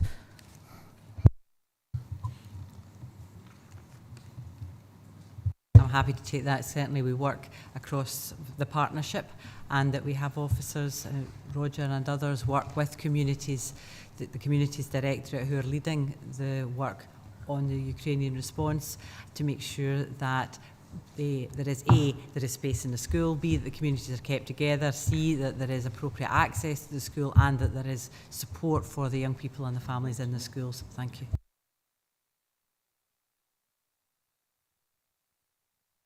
We'll go to the real recommendations now, and the members are asked to 1, agree that updated capacities for primary school as detailed in 3.1. Agreed. 2, agree the revised secondary capacity calculation methodology and the resulting updated capacities for secondary schools as detailed in 3.4 and Appendix 2. Agreed. 3, agree that the admissions for schools in August 2023 are based on the capacities as set out in Appendix 1 and 2. And note that officers have shared with head teachers the figures for the school and will continue to liaise with them should there be any capacity pressures as detailed in 3.6. Noted? We're all happy with these recommendations? Yeah. Yep. This seems a good opportune moment to break for lunch, and the time now is 12:09. So we'll make it back here prompt at 12:40. Okay?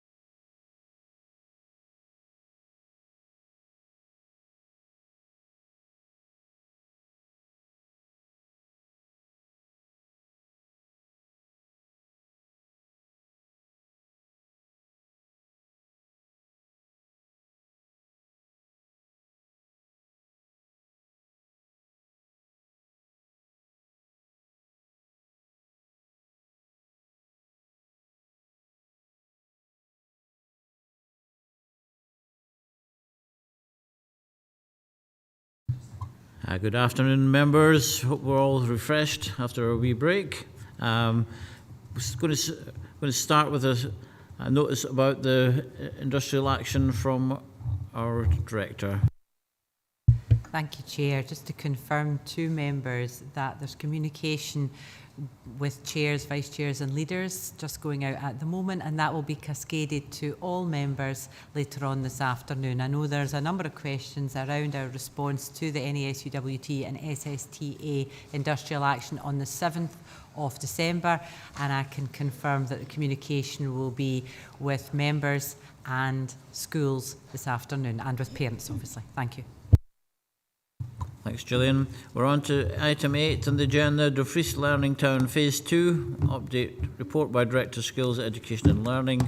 Members will have already had notification that the bid to Scottish Government was submitted following the decision of full council, and the link to members' SharePoint for access to documentation in full. It's a sizable tome. Lauren Foss is here to assist members on any questions. I will open the meeting to member debate. Councillor Stevenson.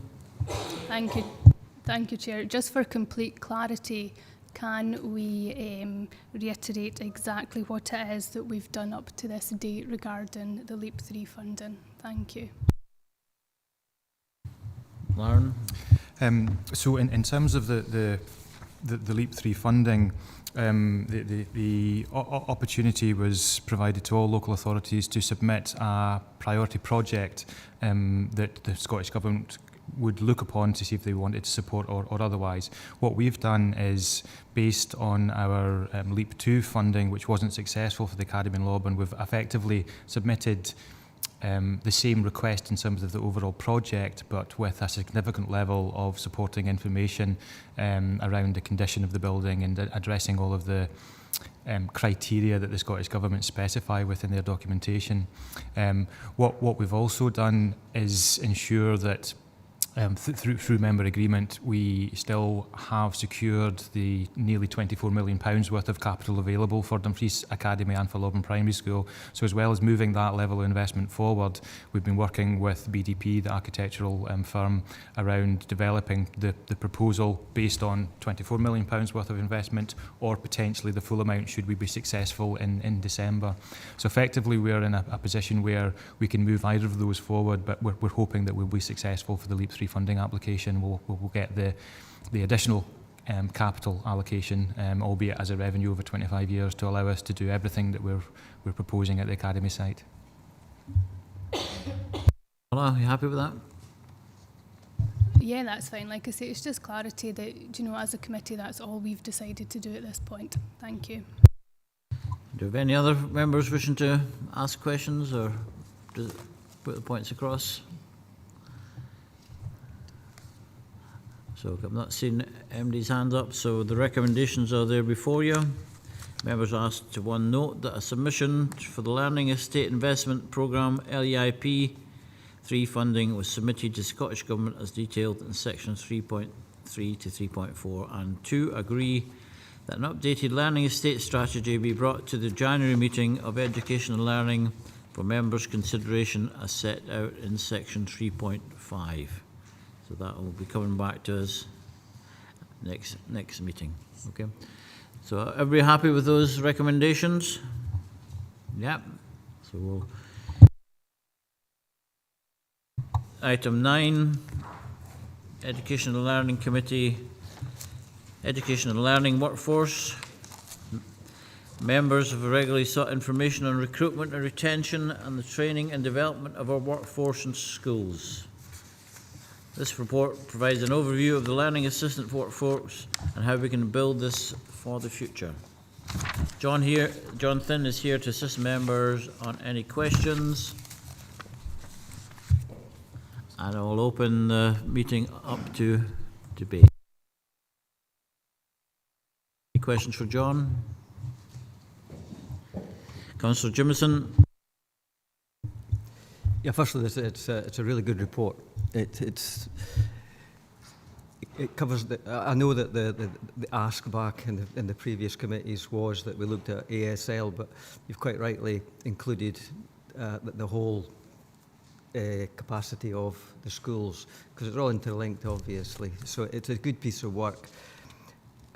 What I'm looking for going forward, and I know I've had some discussions with Gillian and John, is how we take this forward.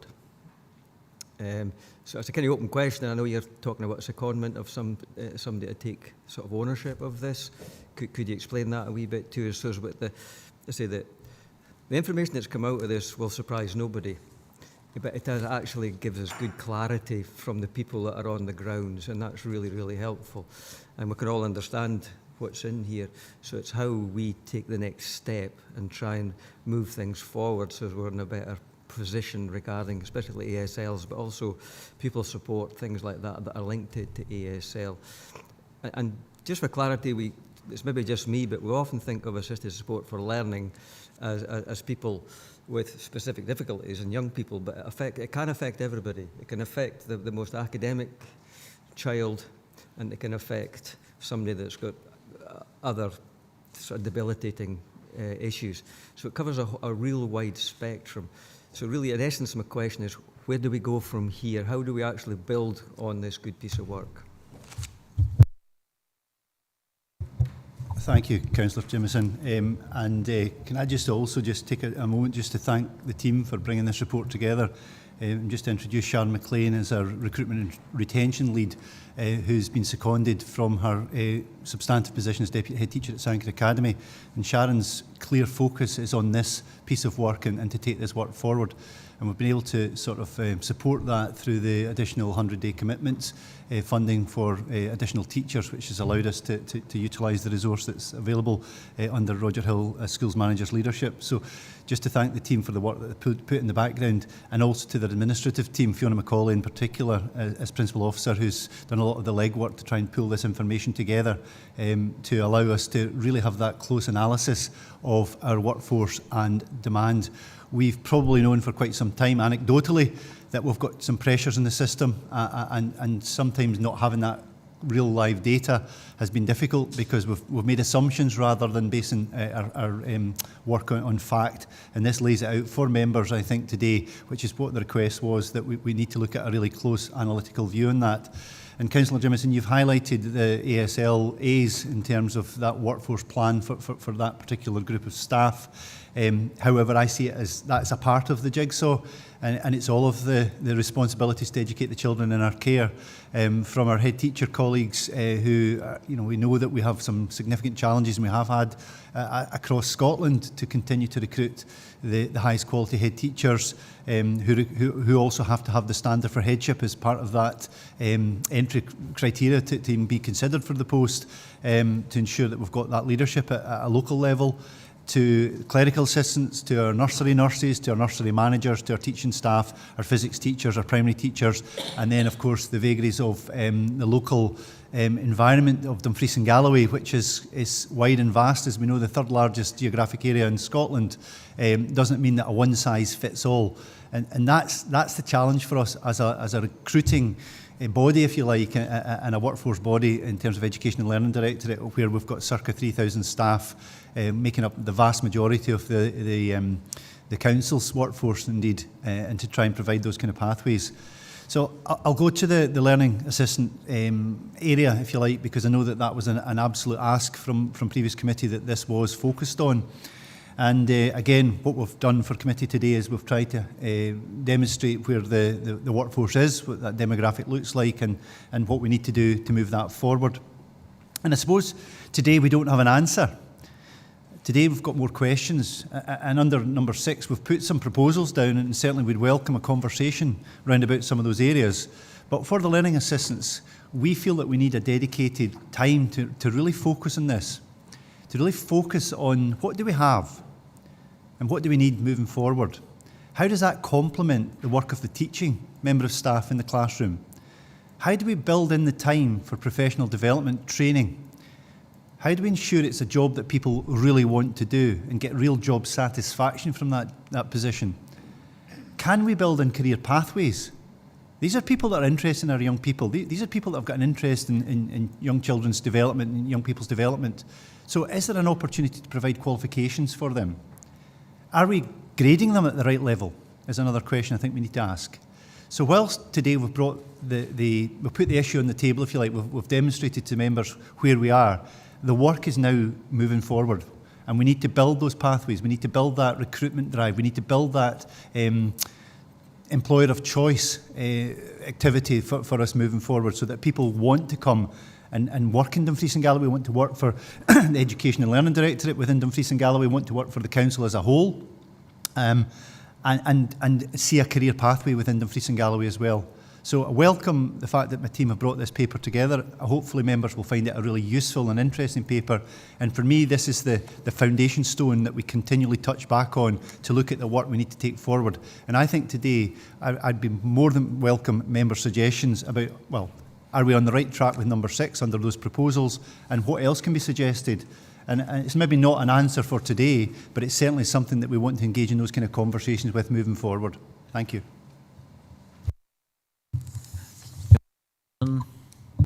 Yeah, thanks, John. That's really welcome. One of the issues that's cropped up, and it has a link to the supply teachers as well, is that if we do have professional development and probably longer term contracts, because it's a win-win. If we invest as a council in professional training, then I want these people to be committed to their job, and the short-term contracts at the moment probably doesn't lend itself to that. And I would suggest that that might fill some of the gaps that's been filled just now with supply teachers, with the best will in the world. If they're only there a day or two, then they're not as effective as the people that are there all the time. So one of the issues I would really like to look at is the contractual arrangements for not just ASL, but also probationer teachers. If we can't attract experienced staff, then we work harder with the probationers to give them more secure contracts, because they've got mortgages, etc.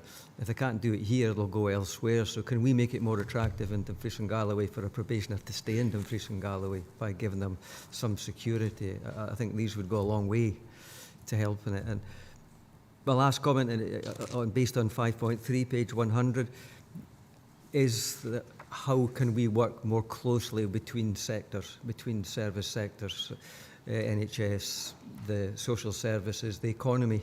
All these things have a big impact on schools and school children. I know the Let's Talk Education, the last agenda point, does identify that. So, can we be assured that we're going to look at the contracts and look at how sustainable our workforce can be, and how more attractive it will be in Dumfries and Galloway than elsewhere? Thank you, Councillor Jameson. I think you're absolutely right. I think we need to look at partnership working with the major employers within the authority to make sure we're saying the same things and we're interacting as best as we can. So I think that's Sharon will be taking that area forward in working with our partners across the authority. In terms of contractually for probationary teachers, every year we go through a staffing exercise in about the January to March period, where we look at how we're going to staff all our schools in the August period. And at that point, we look at wherever there are opportunities and vacancies, then our probationary teachers are in the door first to make sure what we can do with that.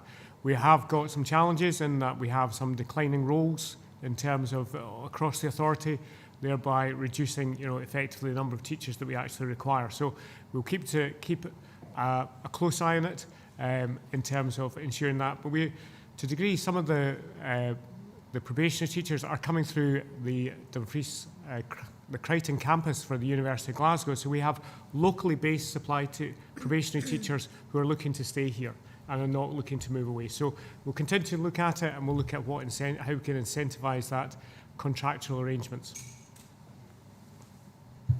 Thanks. So the message from is that we're open to suggestions on this and how we can improve the service. But I've got Julie Irving wanting to come in. Thank you, Chair. It was just for a bit of clarity around some of the figures. So on page 93, it gives a breakdown of the set teachers. And at the bottom, there's a little asterisk saying it includes teachers who do not work full-time. So it was really, do the figures for primary teaching staff, secondary teaching staff, etc., are those full-time equivalent teachers, or is that counting heads? because the temporary supply teaching staff appears to just be a head count, so we don't actually know if they have hours that they work, because basically when you're a supply teacher, you're on a 0 hours contract. So we potentially have 644 staff out there. Are they all on 0 hours contracts, or are these maternity leaves, etc.?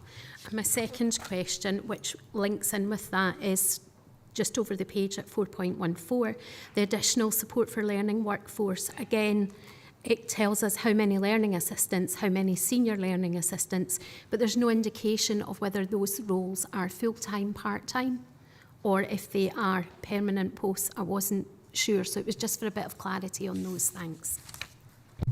Thank you. Thank you, Ms Irving. In terms of the numbers of temporary supply teaching staff, you're absolutely correct. That's a head count. The rest of the numbers in there are full-time equivalents. And the reason that's a head count is that that is based on 0 hour contracts, so they don't actually have a contract at that point with the council. They are being picked up on either letters of engagement or fixed-term contracts. And that 644 includes all the members of staff who may be working part-time permanent, as in 0.4, as in 2 days a week, or 0.6, 3 days a week, and then using the additional days as supply days, building it up. So that number will include, the 644 will also include numbers who are already teachers within our headcount. So it makes it quite difficult to actually pull those numbers out. So that's why there's a slight discrepancy there. So true supply is lower than that. So true supply is lower than that.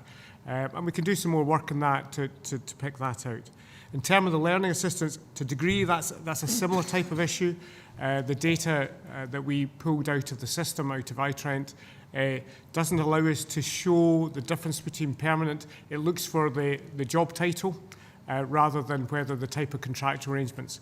So the 531 is a mixture of both permanent and casual positions across.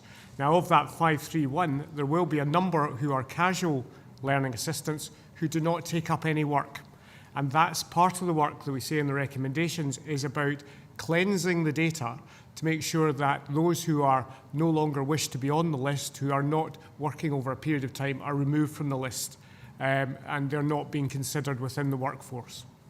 Okay. Okay, so nobody else wants to speak. So Paula does, and Willie's woken up, so. It's what you spiked that just with, Richard. No, I'm looking at this, and you refer to John as proposal 6 under, the proposal's under 6. I'm looking at 6.1, consider what further support is required for staff to undertake professional level qualifications. And I see in the other parts, 5.18, they aspire into middle leadership, and then head teacher recruitment, where we've got 11 candidates and the number of vacancies, and how many of those 11 candidates apply for the various vacancies. Maybe you could clarify or give me some indication anyway. I've heard it say that the difference between a deputy head to a head teacher, there is a huge difference, and that's understandable. But it's that the differences in terms of responsibility and the differentials, not only in salary, but in responsibility. Moving from a deputy head up to, and then you've got a huge difference in responsibility. How do you in the professional field tackle that issue to get teachers to move up to deputy, and then from deputy up to head teachers make an application where that number 11 would double or tremendously increase? Is there some indication of what we can do in that respect in terms of how shared responsibility could be shared out greater? Thank you, and I'll maybe start and pass on to Roger if he's got anything to add to what I say here. So I think you've absolutely hit one of the nails on the head again with that challenge across Scotland. That are we getting people who are moving from a senior leadership position into a headship position? And many are saying no. They don't want that responsibility. They don't want that accountability. The empowerment agenda is a challenge for some people moving into that. And then with the added dimension of the requirement to have the standard for headship as a qualification, which is a 1 year's master's level learning qualification that they have to undergo. So again, looking at the demographics, are the right people in the right place at the right time to be able to take on those commitments, because often they've got young families, therefore do they want to take that commitment to head off to university as a part-time course to undertake that qualification. I think we've been, in the primary sector, I think one of the real advantages we've had is, again, I harp on to the partnership arrangements, but because we don't have very many deputies in primary schools, because we've got so many small schools, but having the partnership arrangements has allowed a career pathway for many of our teachers to move into leadership positions as principal teachers, and then being able to take that step on after that to say, right, actually I feel confident enough that I can move into a headship position and apply for that headship position, and we very much support them. I know that when we talk to our probationer teachers, we talk about when you become a leader in our authority, not if you become a leader in our authority. And that's just a mantra, that we expect people to move into leadership positions because we require that leadership capacity in the system to be able to make those decisions at a local level. So that's an important piece of work. Roger, for a number of years, has developed a really strong leadership programme, which again teases out leadership potential in individuals and looks to try and provide them with a platform to build their skill level in terms of leadership moving forward. It's called Introducing School Leadership. And that then links into other areas of business, both locally, where we provide a professional development programme, but nationally as well, because we need to start to signpost people into the national programmes, build that collegiate network, that peer support with other colleagues in other local authorities in order to build that confidence. But fundamentally, the salary is significantly different between a head teacher, in particular in a secondary school. In a secondary school, the headship position is a lot more than a depute. And for whatever reason, some people just do not feel that step is even worth taking, despite the remuneration that they will receive for taking on that responsibility. So it is the $60 million question. It's the work that we need to do. We need to continue to provide the support, the professional development opportunities, the cajoling sometimes. And, I think one of our really strong points in Dumfries and Galloway is we do offer Sharon coming into the centre, for example, giving somebody else an opportunity to act as deputy head teacher at Scienker Academy has provided opportunity, and we look at whatever opportunities we can to almost let people say, look, it's not that scary. It's a difficult job, it's a challenging job, but actually you can do it, you have the skills, and it's up to us to try and build that skill level and that confidence level in our staff to ensure that they understand that the job can be done, and it can be done within the constraints that people will face. Roger? Just 2 points, Councillor Scobie. John's correct about the pay differential, and just to give an example of it, we are bound by the SNCT Macron agreement, and every promoted post goes through a job sizing exercise. So therefore a depute in a primary school of 250 will receive a higher salary than a head teacher in a school of 10, 17 or a smaller partnership. So therefore, to get an experienced deputy to move to a head teacher position means that they actually are having to take a pay cut. So that is one of the challenges we're having, and that's why the partnership paper is so important. And the second point is, I suppose, going back to it, COVID has had an impact. We have seen a definite drop in the number of people putting themselves forward for leadership courses through COVID and putting themselves forward for leadership positions through COVID. And it's almost as if we have to build up the confidence of the workforce again to take it on and be confident that we have some fantastic leaders, teacher leaders, middle leaders, senior leaders, and developing those at every stage of the way.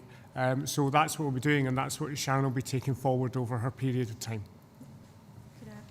Maybe just say as well, Councillor Scobie, I think that we need to recognise that this isn't just a Dumfries and Galloway issue. This is a global issue, and there are many countries and many researchers working on this issue. It's a very live topic of discussion within education, and I think that there's a lot of learning that will come out of that I will be addressing. And I think interestingly as well, this morning's conversation focused a lot on PRDIs the interview, the professional review interviews that take place on an annual basis. And I think that using those as early intervention strategies and working with our staff and using those to grow our staff's confidence and skills will be really important moving forward. Happy Councillor Scobie, you get three for the price of one there. Yeah. I think that's an important point being made. A long time, or a considerable time I've been on an interview, but you see sometimes the same faces coming forward, and it must be demoralising for the one who is not successful, thinking, here, am I no good enough? And so their morale must be dented, something terrible, yet they demonstrate the ability within their own school or whatever. And it's how we overcome this and so that they are valued and there is a role for them in there. So I don't envy you your job. Well, I think we'll leave that as a comment. I think it is a difficult job, but I've reassurance that we are doing what we can on these. I've got Councillor Stevenson and then Councillor Ingalls online. Thank you, Chair. Thank you for bringing this paper. I'm sure we could debate on this for at least 3 days with all the information in it. It's just an observation, and I have to talk about it, being a woman, but secondary teachers is 70% female. Deputy head teachers in secondary are 63% female. And then when we get to head teachers, it's 60% male. So I think there's a lot of devil in that detail that maybe we need to drill down into and figure out why it is that we're in this position that we're in. Thank you. Any observations on that? Yes, indeed noted. As John said earlier on, the paper really did put a lot of clarity around the issues that we thought were there. It's very clear that they are there now. What I would say is, in terms of observation, it's replicated across the country and across the educational landscape. Thank you, Chair. Just to come back, I just wondered, obviously I'm not a teacher, I don't really know the details that they go through, but is it maybe seen the secondary head teachers, it's a bit more of a business and a further step away, and is that replicated again through primary teachers, because we don't seem to see that when it happens in primary schools? Thank you. Yeah, again, I would suggest that perhaps the secondary profile is slightly different in terms of more gender. There's still an imbalance, but more of a gender balance within the secondary field, whereas we don't see that in the primary sector as much. Thank you, Chair. And just to come back on that, it would be really nice to see in the next report more men come forward in younger years care and in primary care. You know, it's just important for them to be there as women as in secondary school roles. Thank you. Thank you. Obviously, we could do with more males in primary schools and giving males a good role model. But I'll leave that hanging. I've got Councillor Ingalls on Teams. Thank you, Chair. I think I might be going back over old ground here, but page 94, learning assistants again. It was really just this concern that at 4.14 it's shown a total of 547 learning assistants. 4.16 indicates that we could lose 90 of those over the next 5 years to retirement. And that's a lot of people to replace over that period of time. I'm just wondering what recruitment levels we've had in the past 2 or 3 years in relation to learning assistants and how that has grown, given the fact that there is 31% of our children require some form of additional support for learning. You know, and what's that succession planning are we putting in place here to make sure that we don't get faced with this issue in the future? Succession planning for this, John?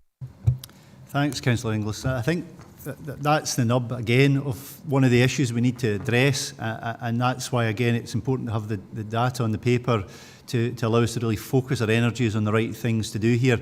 And that's why we're very much looking at a dedicated resource to actively take a much closer look at an analysis of this particular issue to ensure that we do have that quality number of staff, quantity and quality of staff coming through in order that they see this as a good career opportunity. What I would say at the moment, though, is that through our Support and Learners team, they're pretty much open recruitment, and I know I was speaking to one of the Sport and Learners managers this week, and there are 100 applicants to be processed for the current batch, if you like. So as it closes, there's a period of time to process the individuals to ensure that we get the right people in front of us in terms of an interview process, and then hopefully make appointments to positions after that. And then at that point, they're put into position, and then we open the recruitment again. And as I said, quite heartening to hear that there was 100 people looking to join our service. Now we know that some of those people won't meet the essential criteria and will be they won't progress to a further stage. But fingers crossed, we've got enough good quality people who are really interested in supporting our young people coming out of that kind of cohort to ensure that we continue to build that supply of staff into the system. David, happy with that? Yeah, just if I can come back on one point, Chair. The fact that the majority of learning assistants are over 49 years of age points to this position being more of a return to work than a career. And maybe that's something that through some form of a development process we can change that view. That learning assistance is not simply a return to work and you do 3 days a week. It can be a career. Thank you, Chair. Thanks. Obviously, if you're 49-year-old, you've still got a long time ahead of you in your life, and it will be a career for quite a lot of them, because once they get to that age, they're looking for something to put their heart and soul into. But do you want to say anything else? Yeah, I appreciate that, Chair. But sorry, can I just say that the percentage of people that we employ under 25 is pretty poor. You know, we've got a very low percentage of people as a council that we employ under 25. So it's between that sort of 25 and 49 bracket that we could really do. We're looking at to try and entice people within that area to come back into or come to work for us. Yeah, I think that's exactly it. That's exactly the work we need to do. And so thank you very much for those comments. And I know Sharon's been noting all of this down in terms of taking that forward as the action plan. So thank you. Thanks, David. I don't know if anybody else wanting to speak or question. Kim? Thank you, Chair. Page 95, I'm noting under the Directorate staff, the number of those single posts where one person is, for example, Development Officer Digital, School Estate Officer. Do each of those positions also have folk that can stand in so that there's always the correct sort of level of cover in absence?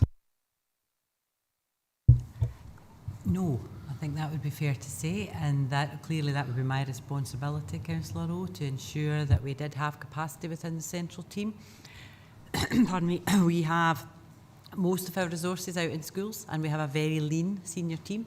We have a very able and committed senior team, but these are, in many cases, they are single post holders, but the wider management team would take collective responsibility should anyone be off or any vacancy.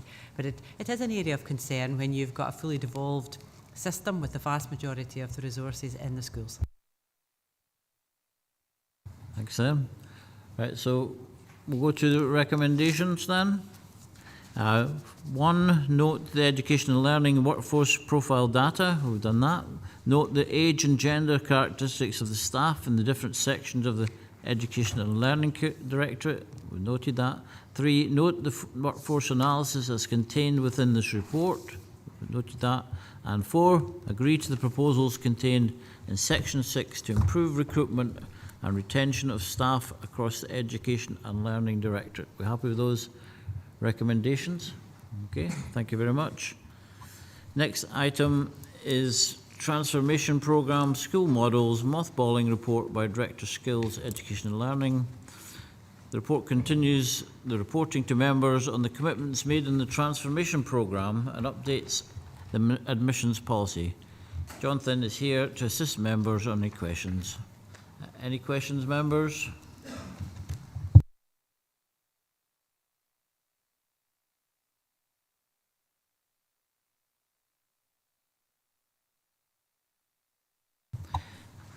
It's a straightforward report there. It's a sensible way forward, taking things slowly and working with our communities on this issue. So we'll go to the recommendations, and we're asked one. Agree the criteria and parameters for primary schools to be considered for mothballing, as set out in paragraph 3.6, and the subsequent management actions to be taken as detailed in paragraph 3.7. And we agree the proposed changes to the school admission policy and procedures reflect the decision in 2.1 above. Everybody happy with that? Good. We're now on to item 11, low-level mental health support in schools, Dumfries and Galloway Year 2 evaluation. The report by Head of Education and Head of Community Services. And this report asks members to agree this evaluation can be submitted to Government. Jim Brown and Richard Grierson, Head of Community Services, are here to assist members on any questions. This seems to be a very good piece of work. So I'll open up this to members' questions and debate. Thank you, Chair, and thank you for this report. This is very welcome in our schools. It's always been something that we've needed to do, but it's even more needed than ever. My question would be school participation and uptake and support. Is it consistent over the school estate? Have all schools bought into this and assisted the whole process as much as they could? Thank you. Yes, there are variations between schools, just as there are variations for everything. But I think one of the things that we've been able to do in the past year is to look at our data and look at where we've maybe not got 100% capacity and be more proactive. So there's some schools have drop-ins, for example, at lunchtime to get the youth workers known and in with the system. And we're seeing an increase in referrals because of that. So sometimes we have to be a bit creative to make sure that all young people have the same offer. But we are seeing most schools sitting at 95 to 100% capacity using the service. I'll come back in, thank you. And is this teacher referral or social work referrals? Is there avenues for young people just to sort of sneak in to speak to someone without anyone else knowing that they actually feel they need help themselves but don't want to go through a teacher, perhaps having issues with teachers, you know, but may wish to speak to someone about that or anything else? Thank you. Yes, we've got an open referral system, so the referrals can come from different routes. We are seeing an increase in self-referral by young people, which we're heartened by because word of mouth and young people encouraging each other to use the service. But we're also seeing an increase from young people who've engaged with youth workers through some of the drop-ins, like at lunchtime and so on, and it may be gently suggested to them, you might benefit from having some of the one-to-one sessions. So there's that pre-work done to help young people feel more comfortable and more in control of their making a decision to come and speak with a youth worker rather than a parent or a teacher or somebody else putting them forward for it. So we're heartened to see the increase in self-referral. That's great. Thanks very much, and thank you for delivering this. It's really important that our young people know that we're there for them. Okay, I've got Robert McQuiston on Teams. Yeah, it's a question really on page 38 of the report. Could you speak up a bit, please? It's about page 38 on the report. These figures are quite large in many ways. My question would be, it's an increase in numbers, what we're looking for, given the fact that that allows kids to access support or are we looking for a decrease in these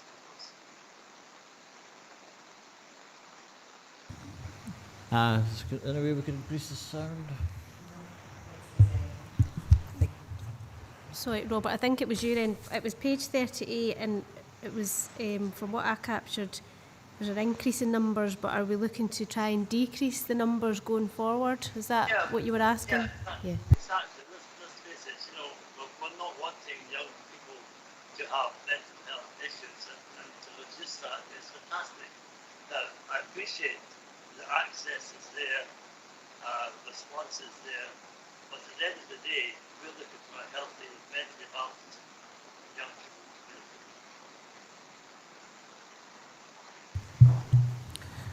community. Give a response to that, please. Thank you. We aren't looking to decrease the numbers of young people accessing the support in school. We're looking to decrease the numbers of young people who will then go on to be picked up as a CAMS referral or a more formal health referral. We know that the project is working well when we're sitting at 95 to 100% capacity, because it means we're creating opportunities for young people to talk to somebody at a very early level. And we know that there'll always be young people who would like that opportunity. Happy with that, Robert? Do you want to come back? You'll have to shout. It's just a general wish that young people's community was a healthy one, and if the numbers keep going up and up and up, I would have thought that would be a matter of concern. I can perhaps take point on this as well, Chair. Jim, you might come in.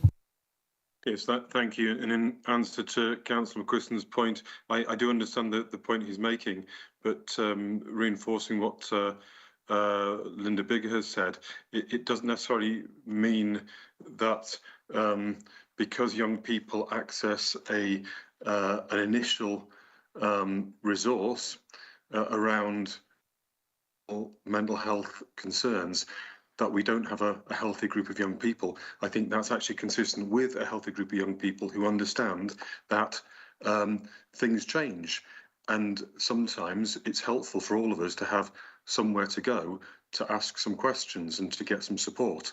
So I think it's not correct. Your first question was, are we looking to increase these numbers or reduce these numbers? We're looking to increase these numbers so young people so it indicates that young people understand that there is a provision to support them, and that provision, hopefully, as Linda clearly stated, will ensure that subsequent referrals on to CAMS are reduced, because those issues were, if you like, nipped in the bud.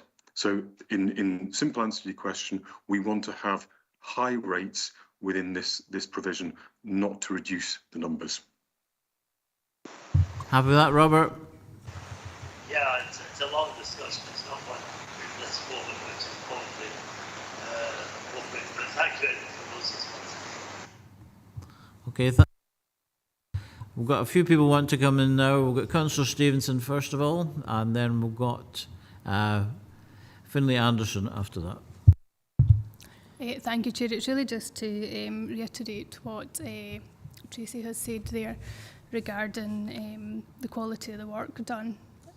For the low-level mental health support, and to keep those children away from CAMS as much as possible, really, by dealing with it at that first instance. We do know through the children's plan that actually children feel that they can't talk to parents as much once they get to a certain age, which is sad to say as a parent, and teachers as well. So it's great to know that they have that capacity to speak to someone who can guide them in the right direction, and I suppose support us as parents and teachers in our education department to help keep that mental health under control for as much as possible, but then also direct that pupil to where they need to go should they need further intervention. Thank you. Thank you.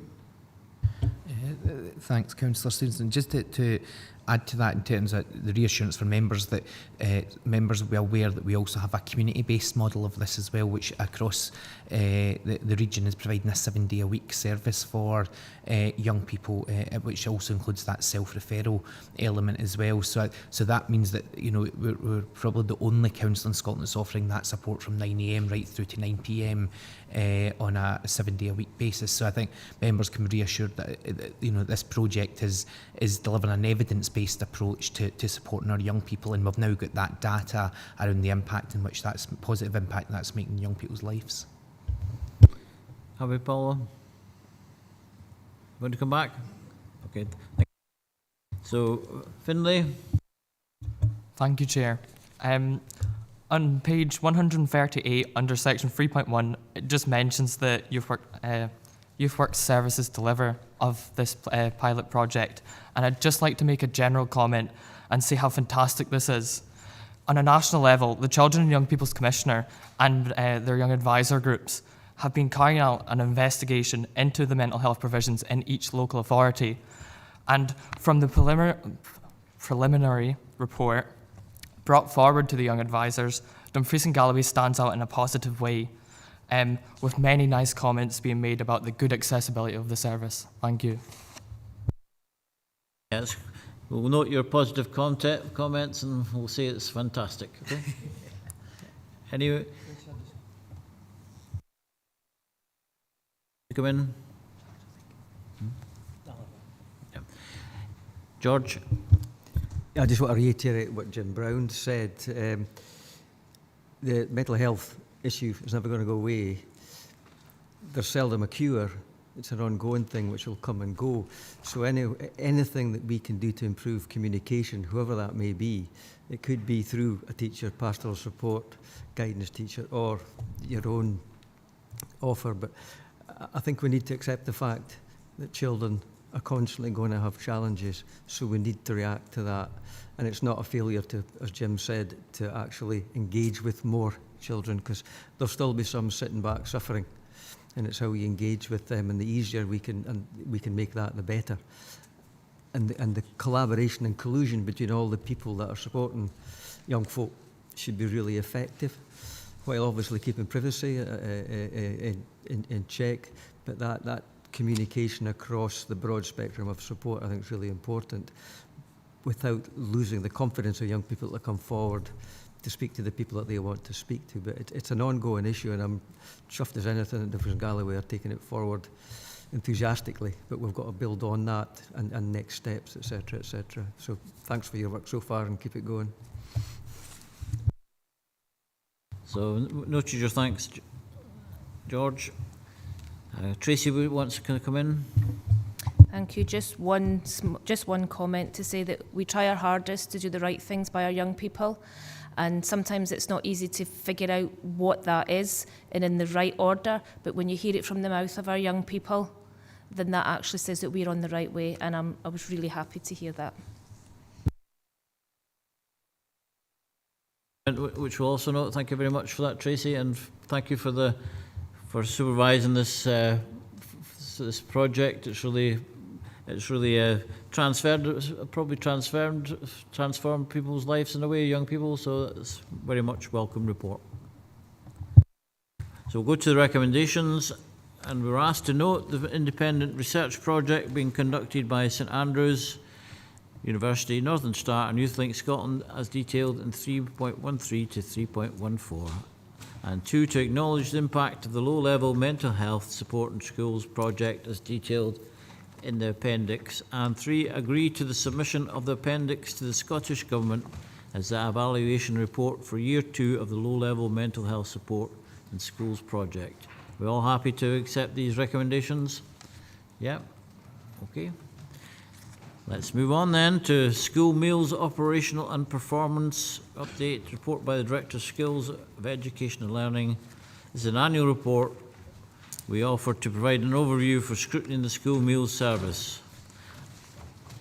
Alan Mawson is here. Yes, Alan is here. Well, Alan is here. Alan Mawson is here to assist members on any questions. So we've got a few. Tracy just beat Willie by half a second there, Tracy. Or did I get in first? It's a couple of questions, if you don't mind, Chair, thanks.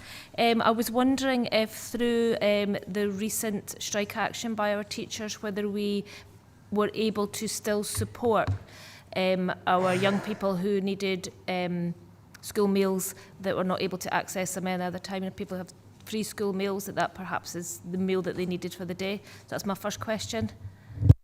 The school meal provision in strike times.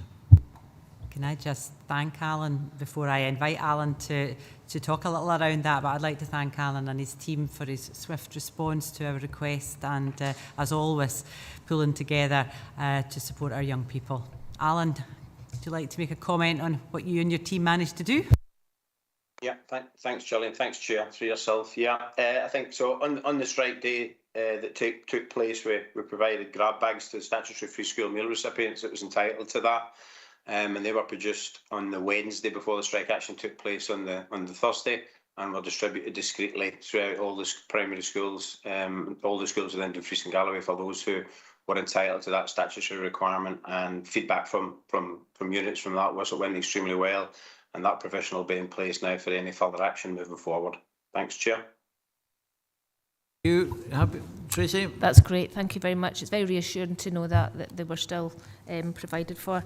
My other question is a little bugbear of mine that I've brought up before at committee, and we have this report is about the uptake in school meals, but I remember that we introduced a plant-based menu, and I remember when the plant-based menu came out, it was fabulous. The menu itself was great, and that was added to nothing was taken away from the menus. There was no other things that was added to the menu. But I was wondering what the uptake of that was, because I don't see any reference in that, and whether that has been monitored, and also whether the school kitchens are buying into that, whether they feel they need to a lot, or whether it's just a little bit, or just how this is going, really, the whole plant-based issue with food. Alan? Yeah, thanks, Chair. Yeah, it's an interesting question at the moment. So the plant-based menu that we implemented in, because obviously we did some market research on that based on committee comments, previous committee comments from various committees, was that market research had evidence that there was a growing market for that. The growing market seems still relatively small within our overall scope of uptake. However, feedback is that it's reasonable. The pre-order system that we've put in place in primary schools has been supplementing in that process, because it's pre-ordered through the school, and then if the pupil requires it through the parent intervention in the pre-order, then it's prepared appropriately. So there's very little wastage associated with that. There's no intention of taking it off or changing any of that offering that's there. And we were in discussion yesterday with catering managers at a meeting, and it will be part of the forthcoming menus for the future. Uptake is good, and it's certainly better than what we expected it to be initially from the feedback we had got from customers. So positive all round, I think, is the general feedback. Chair. Tracy? Sorry, Chair, thanks for indulging me, just to come back in on that. I wasn't aware it was to be like a ordering system. I thought this was to be a part of the menu that was already in place, and that people went to order ahead of time. Am I remembering that incorrectly? So I guess, sorry, Chair, maybe just my inappropriate way of disclosing that. So all the menus are available online to pre-order through all the schools, or order on and during the day. So the plant-based food or the vegetarian options or the special diets make no differential to that. It's just that there's an option for them to order online, and what we found through the implementation of that, we implemented it through the COVID period, was it's reduced some of the food wastage. So it certainly doesn't offer any disclosure that you're picking that or choosing that. It's just part of the general offering that's available to pre-order, the same as the rest of the menu. Chair. So I think the point was making the availability of the plant-based menus, because there's been cases where people haven't been able to get it. So maybe look into it, make sure that they're even to avoid waste, but that we need that menu to be available to people who want it. Who wants to come in? Thank you, Chair. My question is around, firstly, legislation, and then the moral issue. The first one is legislation in terms of legal eligibility. for those parents who are engaging in home teaching, and whether they've got an eligibility for free school meals, particularly those on low income or income support. And my follow-on question would be on the same lines in terms of our policy in terms of cost of living crisis. If they are not eligible, and I hope they are, that we provide for them under the cost of living crisis, the policy of the council, should they be struggling and find a way like we did when we were under COVID. Director?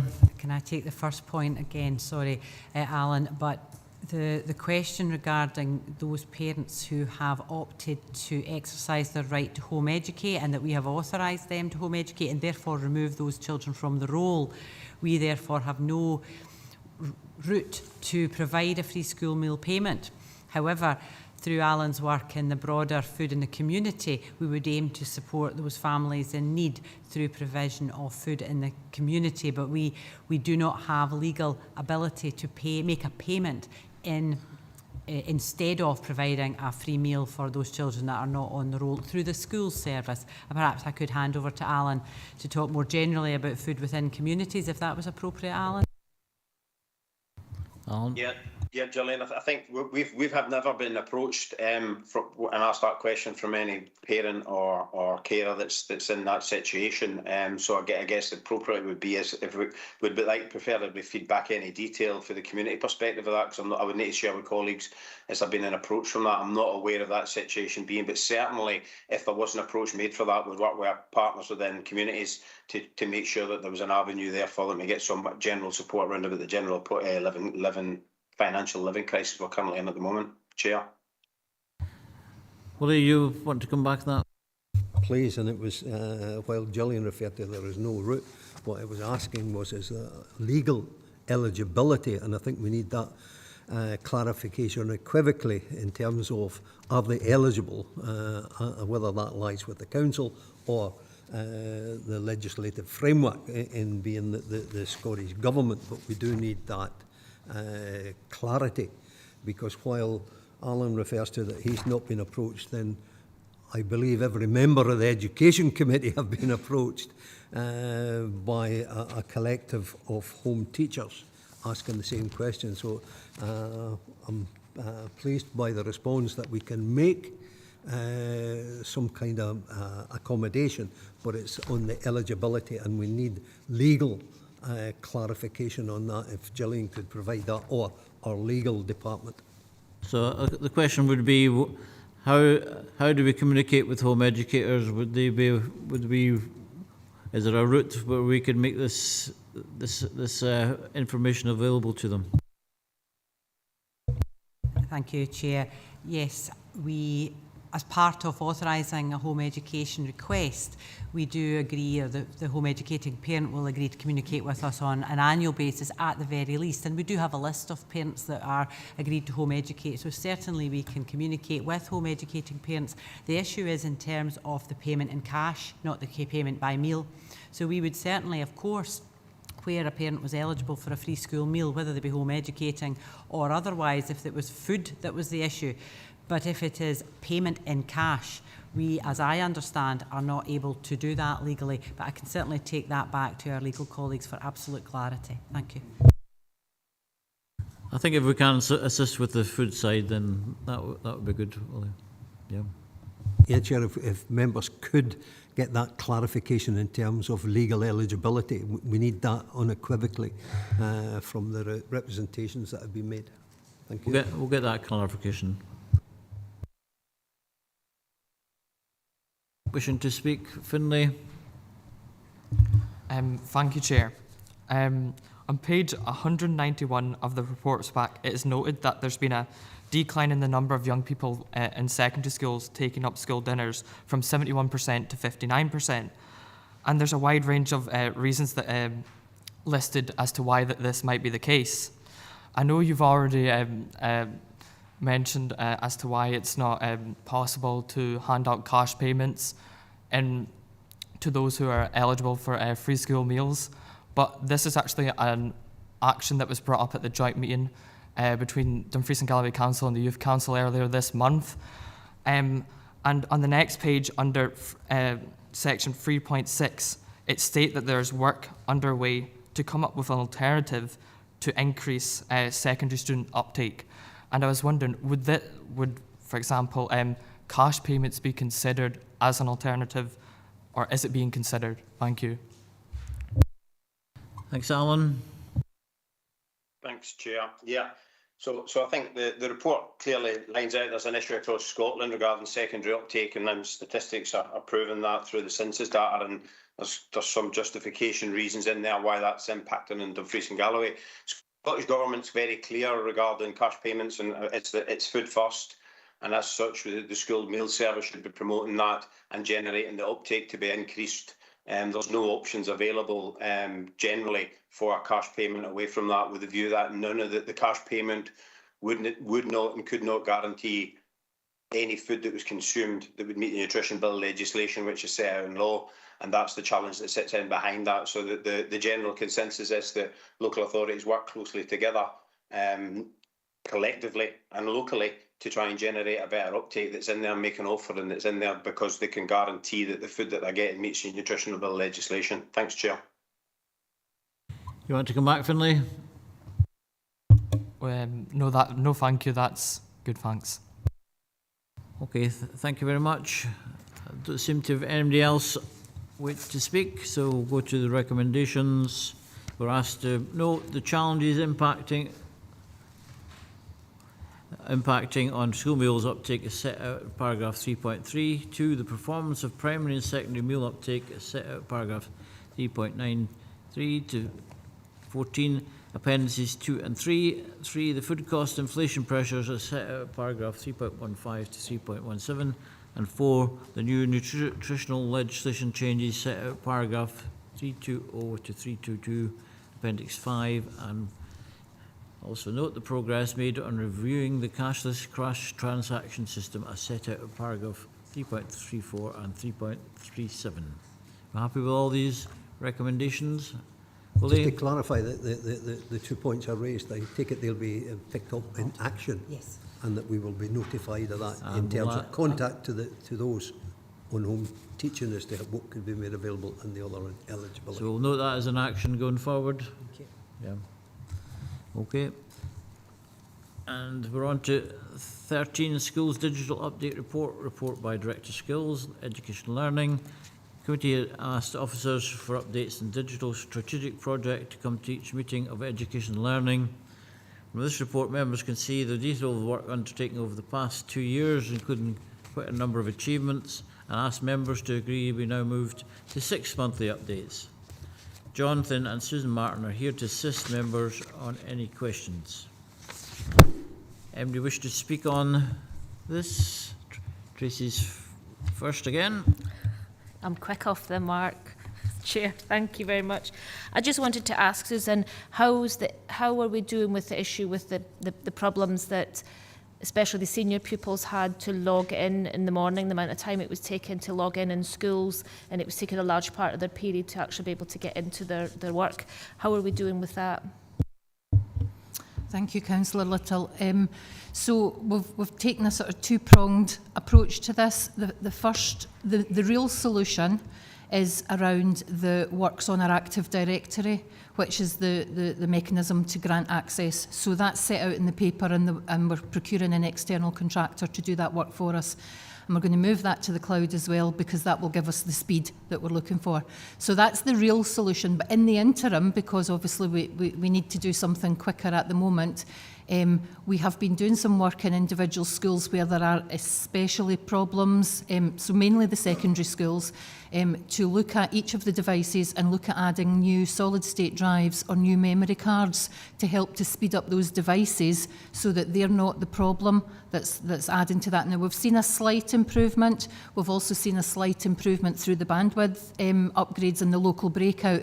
So each of these steps is making an incremental improvement, but the real answer to this is the Active Directory work, which we are hoping to sign off this side of Christmas so that gets started straight away in the new year.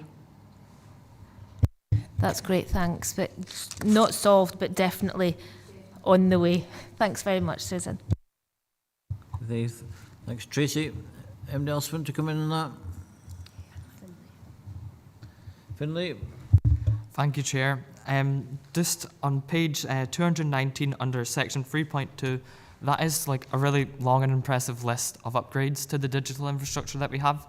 My question is, however, should there actually be noticeable changes? Just because from discussion that we've had within the Youth Council, it doesn't appear to be the case that there is much of a difference. So should there be? Thank you. Is there a noticeable difference? Thank you, Finlay. So you're absolutely right. That is a huge, it's a long list, and it's a lot of work behind each of these bullet points, each of which takes us another step closer to the position that we want to get into, which is the much better access, much speedier access, and access to what we want when we want it. So the answer is no, it hasn't had the full impact yet. As I've just replied to Councillor Little, each of the steps that we have put in place at the moment are having a positive incremental improvement, but they're fairly small in their own right. So each time that a change is happening, it's probably not being seen on the ground and being experienced by users the way that we would like it to be.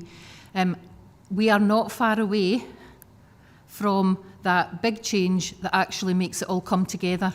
And I think what you're seeing there is the groundwork in that paragraph 3.2 that will then allow us to be in a place where our school networks are fit for purpose and are delivering what learners need to be able to access anything they need for their curriculum timeously and in a fashion that allows you to get on with your learning. Do you want to follow up on that, Finlay? Yeah, thank you. That sounds very positive. Thanks. Okay, we'll hopefully see lots of benefits in the near future. George?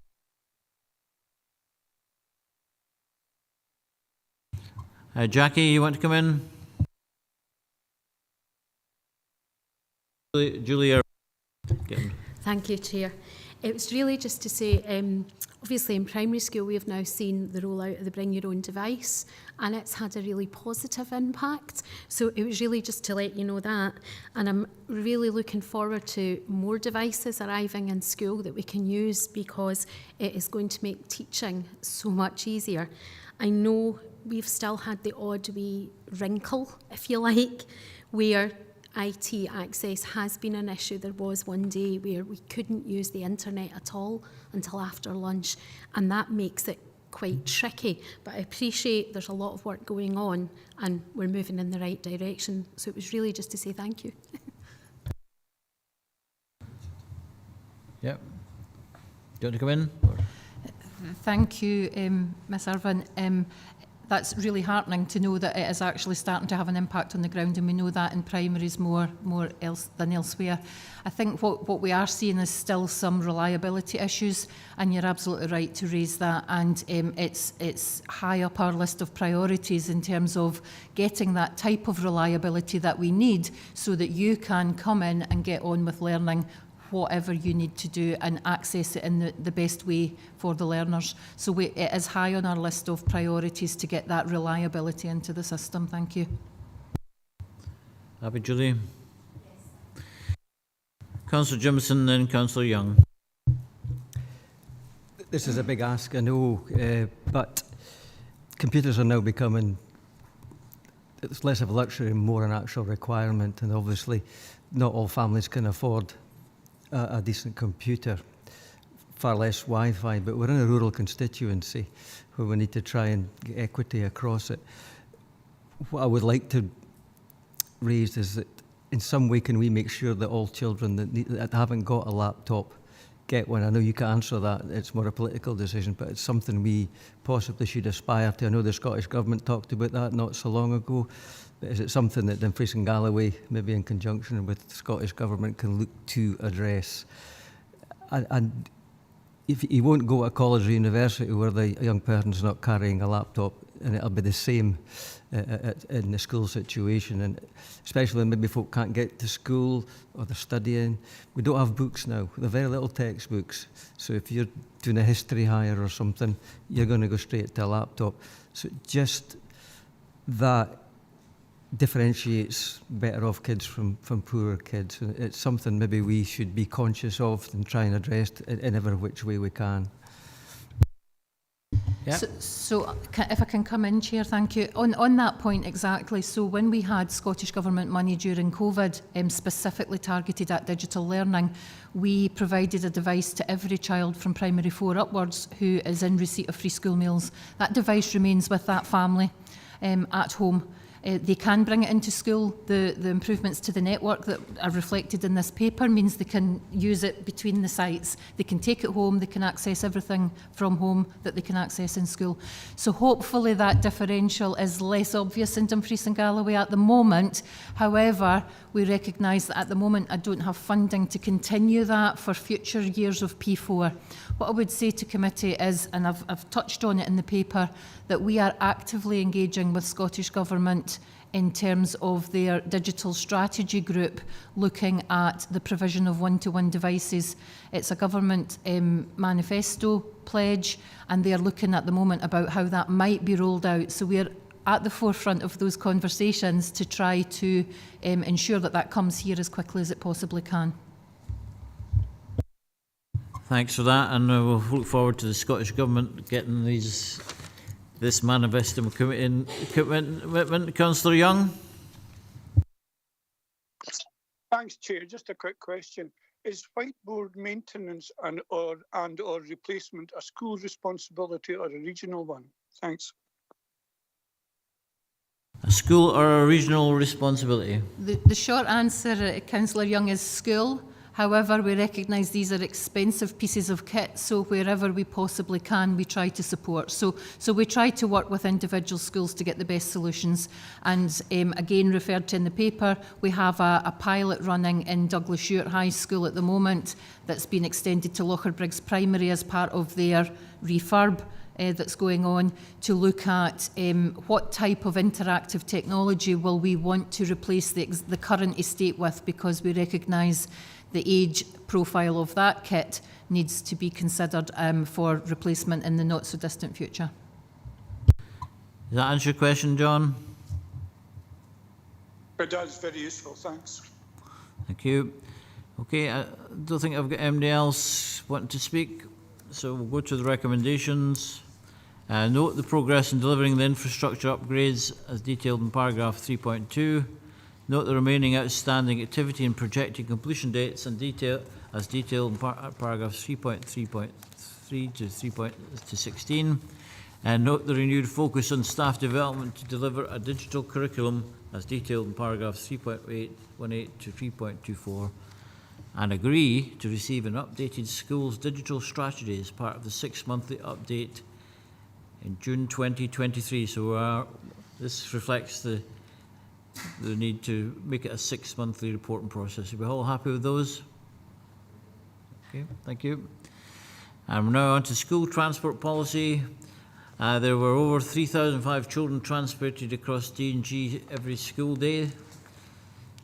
So there have been national changes to the transport offer for young people, which are reflected in this report, and there have been some updates to address some recent members' concerns. Gillian Bryson is here to assist members on any questions. So I'll open this up.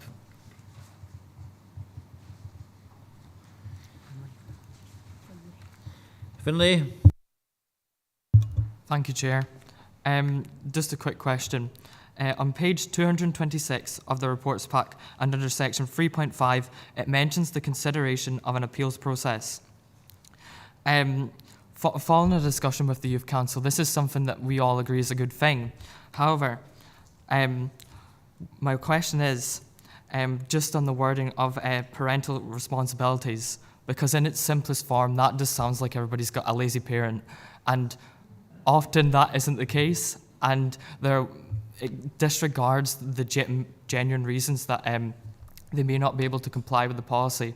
Is there anything that could be done or explained for the reason for Just that word choice, please. Thank you. Thank you very much. I think we do use it in shorthand, but actually when you do reflect on the words, it does sound as if it's dismissive. But across, in law and across Dumfries and Galloway, there is a period of time, there's a distance for which the school transport does not have responsibility. It's not door to door.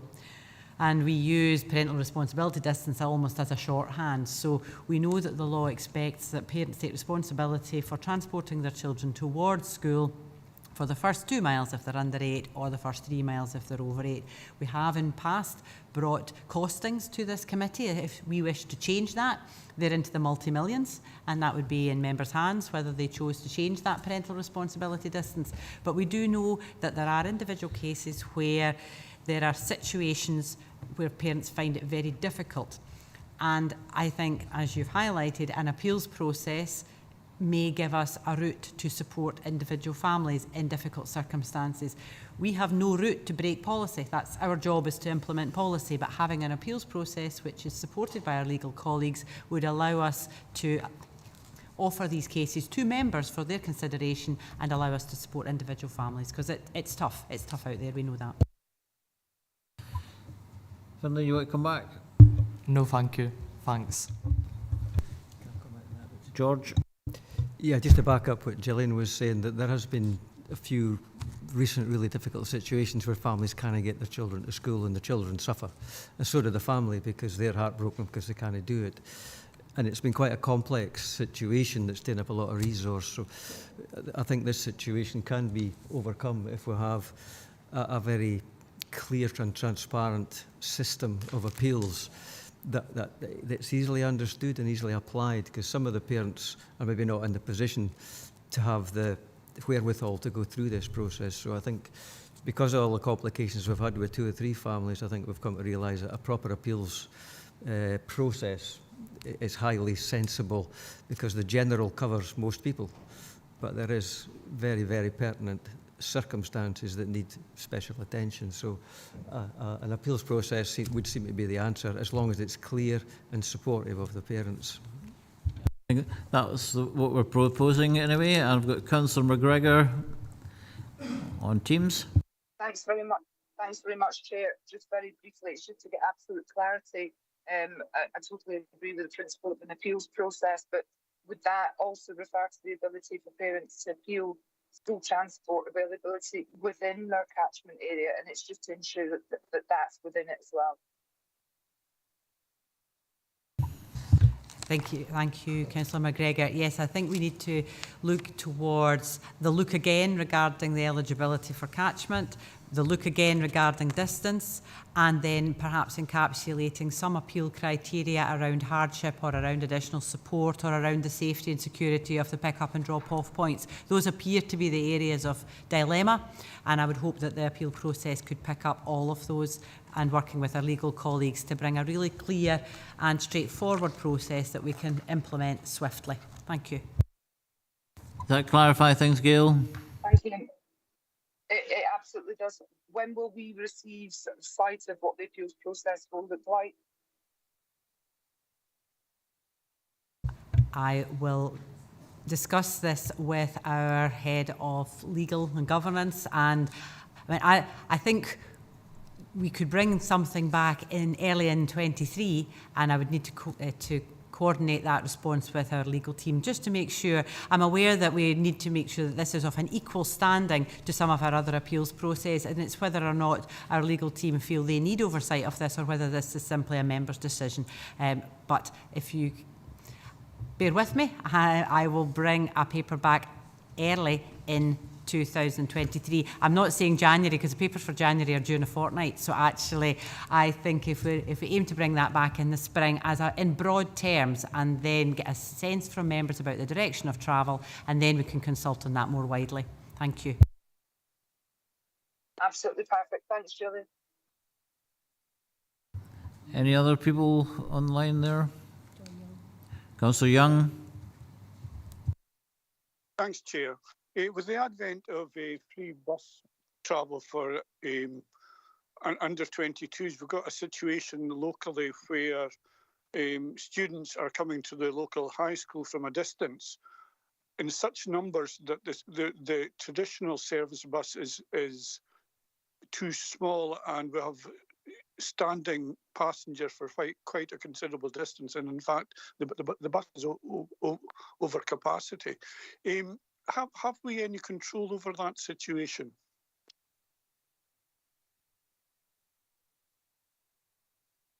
Jonathan? Thank you, Councillor Young. I suppose the simple answer is no. It is a service bus. It's there for the public to use, and they're fee-paying or fare-paying passengers.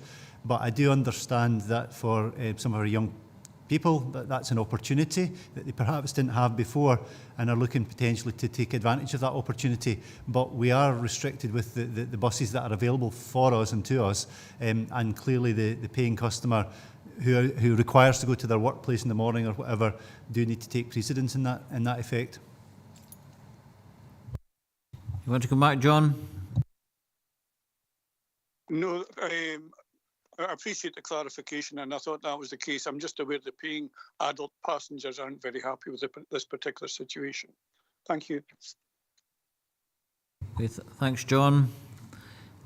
So I don't have anybody else wanting to speak here, so we'll go to the recommendation.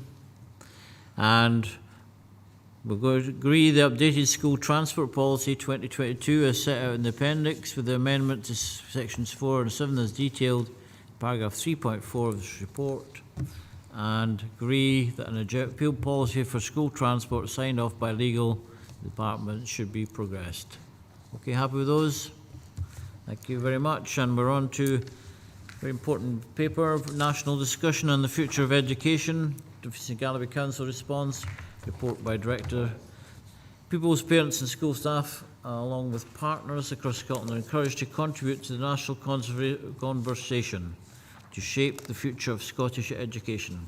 While schools across D&G may submit their own responses, this report offers a draft response to be submitted on behalf of the Dumfries and Galloway Council.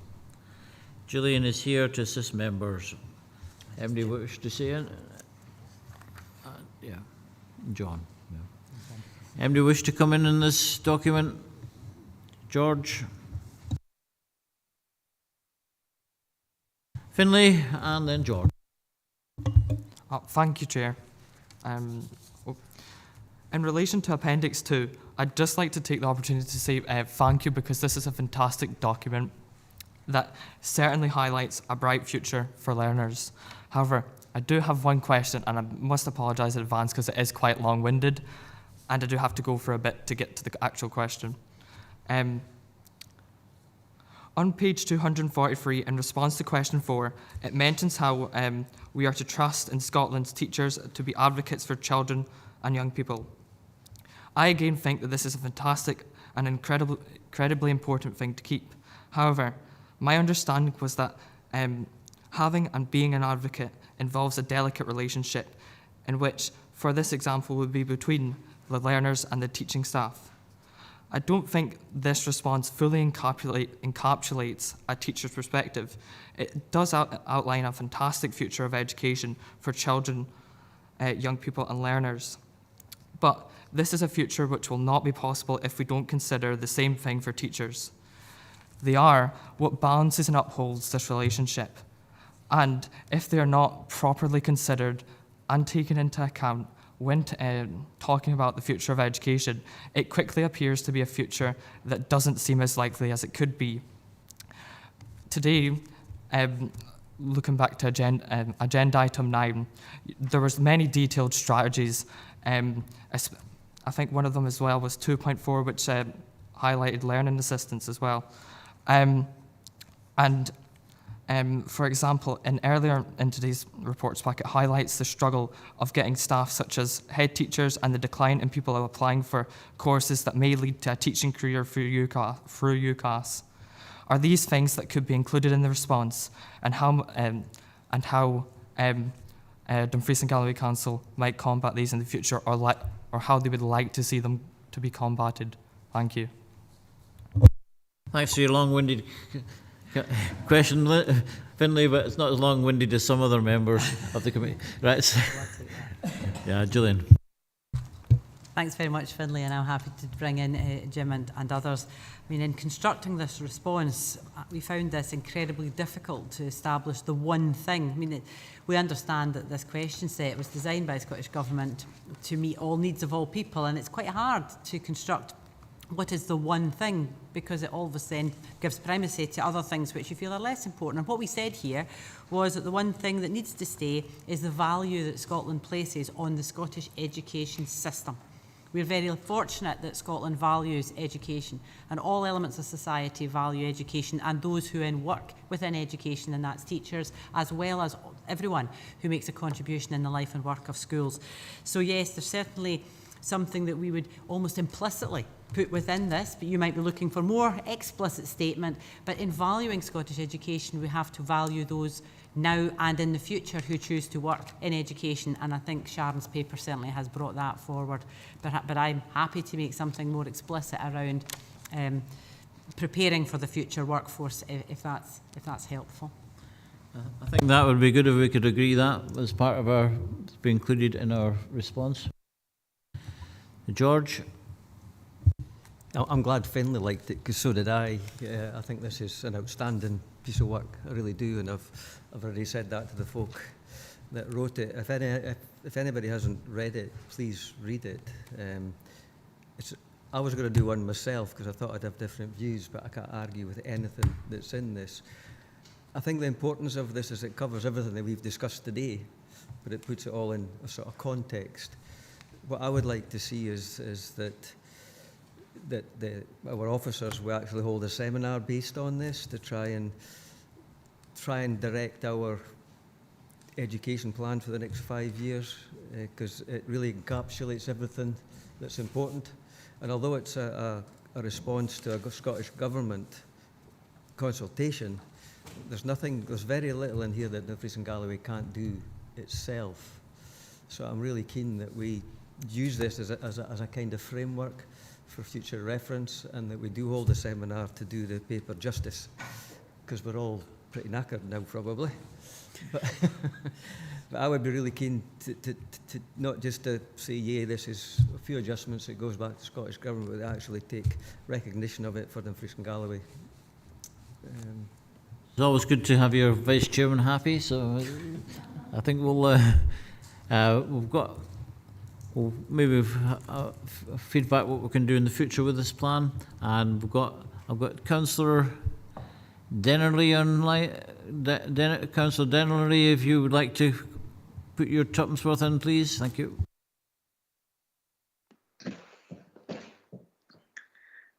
Right, thank you, Chair.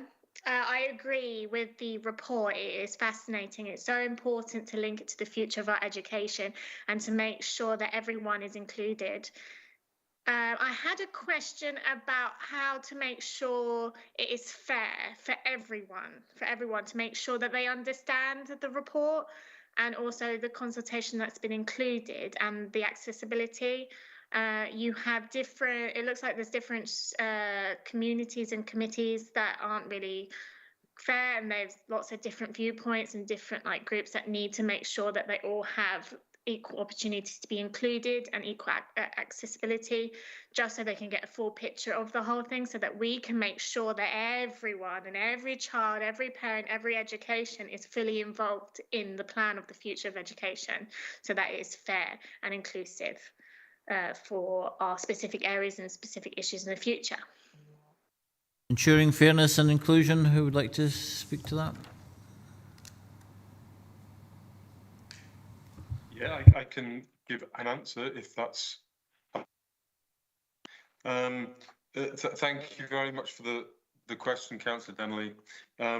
And I'd be more than happy to speak with you around this to understand if there are any gaps in what we've tried to articulate. You'll see that we've got an appendix 3, that describes the range of approaches that we've engaged on to try and capture as wide a voice as we can. And I think there's always going to be gaps. We're not necessarily always going to appreciate how we capture everybody, but you'll certainly see that, for example, that there's ensuring information is cascaded through our partners to ensure our hard-to-reach groups have equal opportunities to take part. So we've made an effort and an attempt to do this, Councillor Denley, but as I say, I would be more than happy to have a very quick rethink, but that would have to be very quick because we've got very brief time. But I think we have actually done quite a lot to try and capture that. You want to come back, John? Yeah. Thank you for your response. Just to, a consultation like BSL, for example, a BSL plan in education is a pre and after education to make sure that is also included, like in the plan, so that all deaf children and adult students have access through education in the future, because it's that, but we can have a conversation about that later.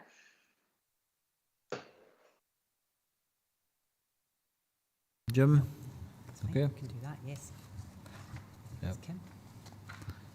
He's frozen. Jim's frozen, I think. Yes, I think Kim's looking to come in. Thank you. Yes, so it's page 243 of Appendix 2. Additional needs may arise at any point. I think we almost ought to add a section there saying that the support is as long as is needed. So, for example, in most cases, when support is identified in one phase of school and they transition to another phase, that should be passed on. But in some cases, you have primary pupils who struggle with primary, but when they get to secondary school, they flourish.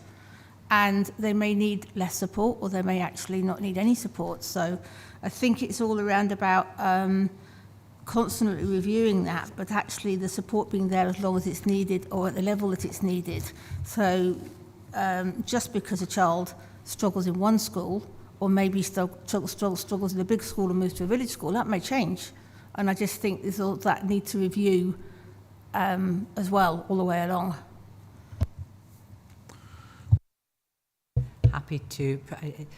Yes, and if it's not clear, I'm looking here at the paragraphs, and it may be something about the workforce requiring a clear understanding of the individual needs of the children and young people and opportunities to keep these under review.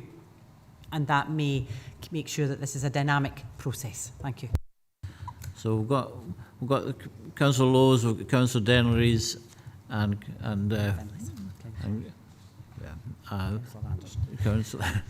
Councillor Anderson. Yeah, Councillor Anderson's. Anyone else want to come in?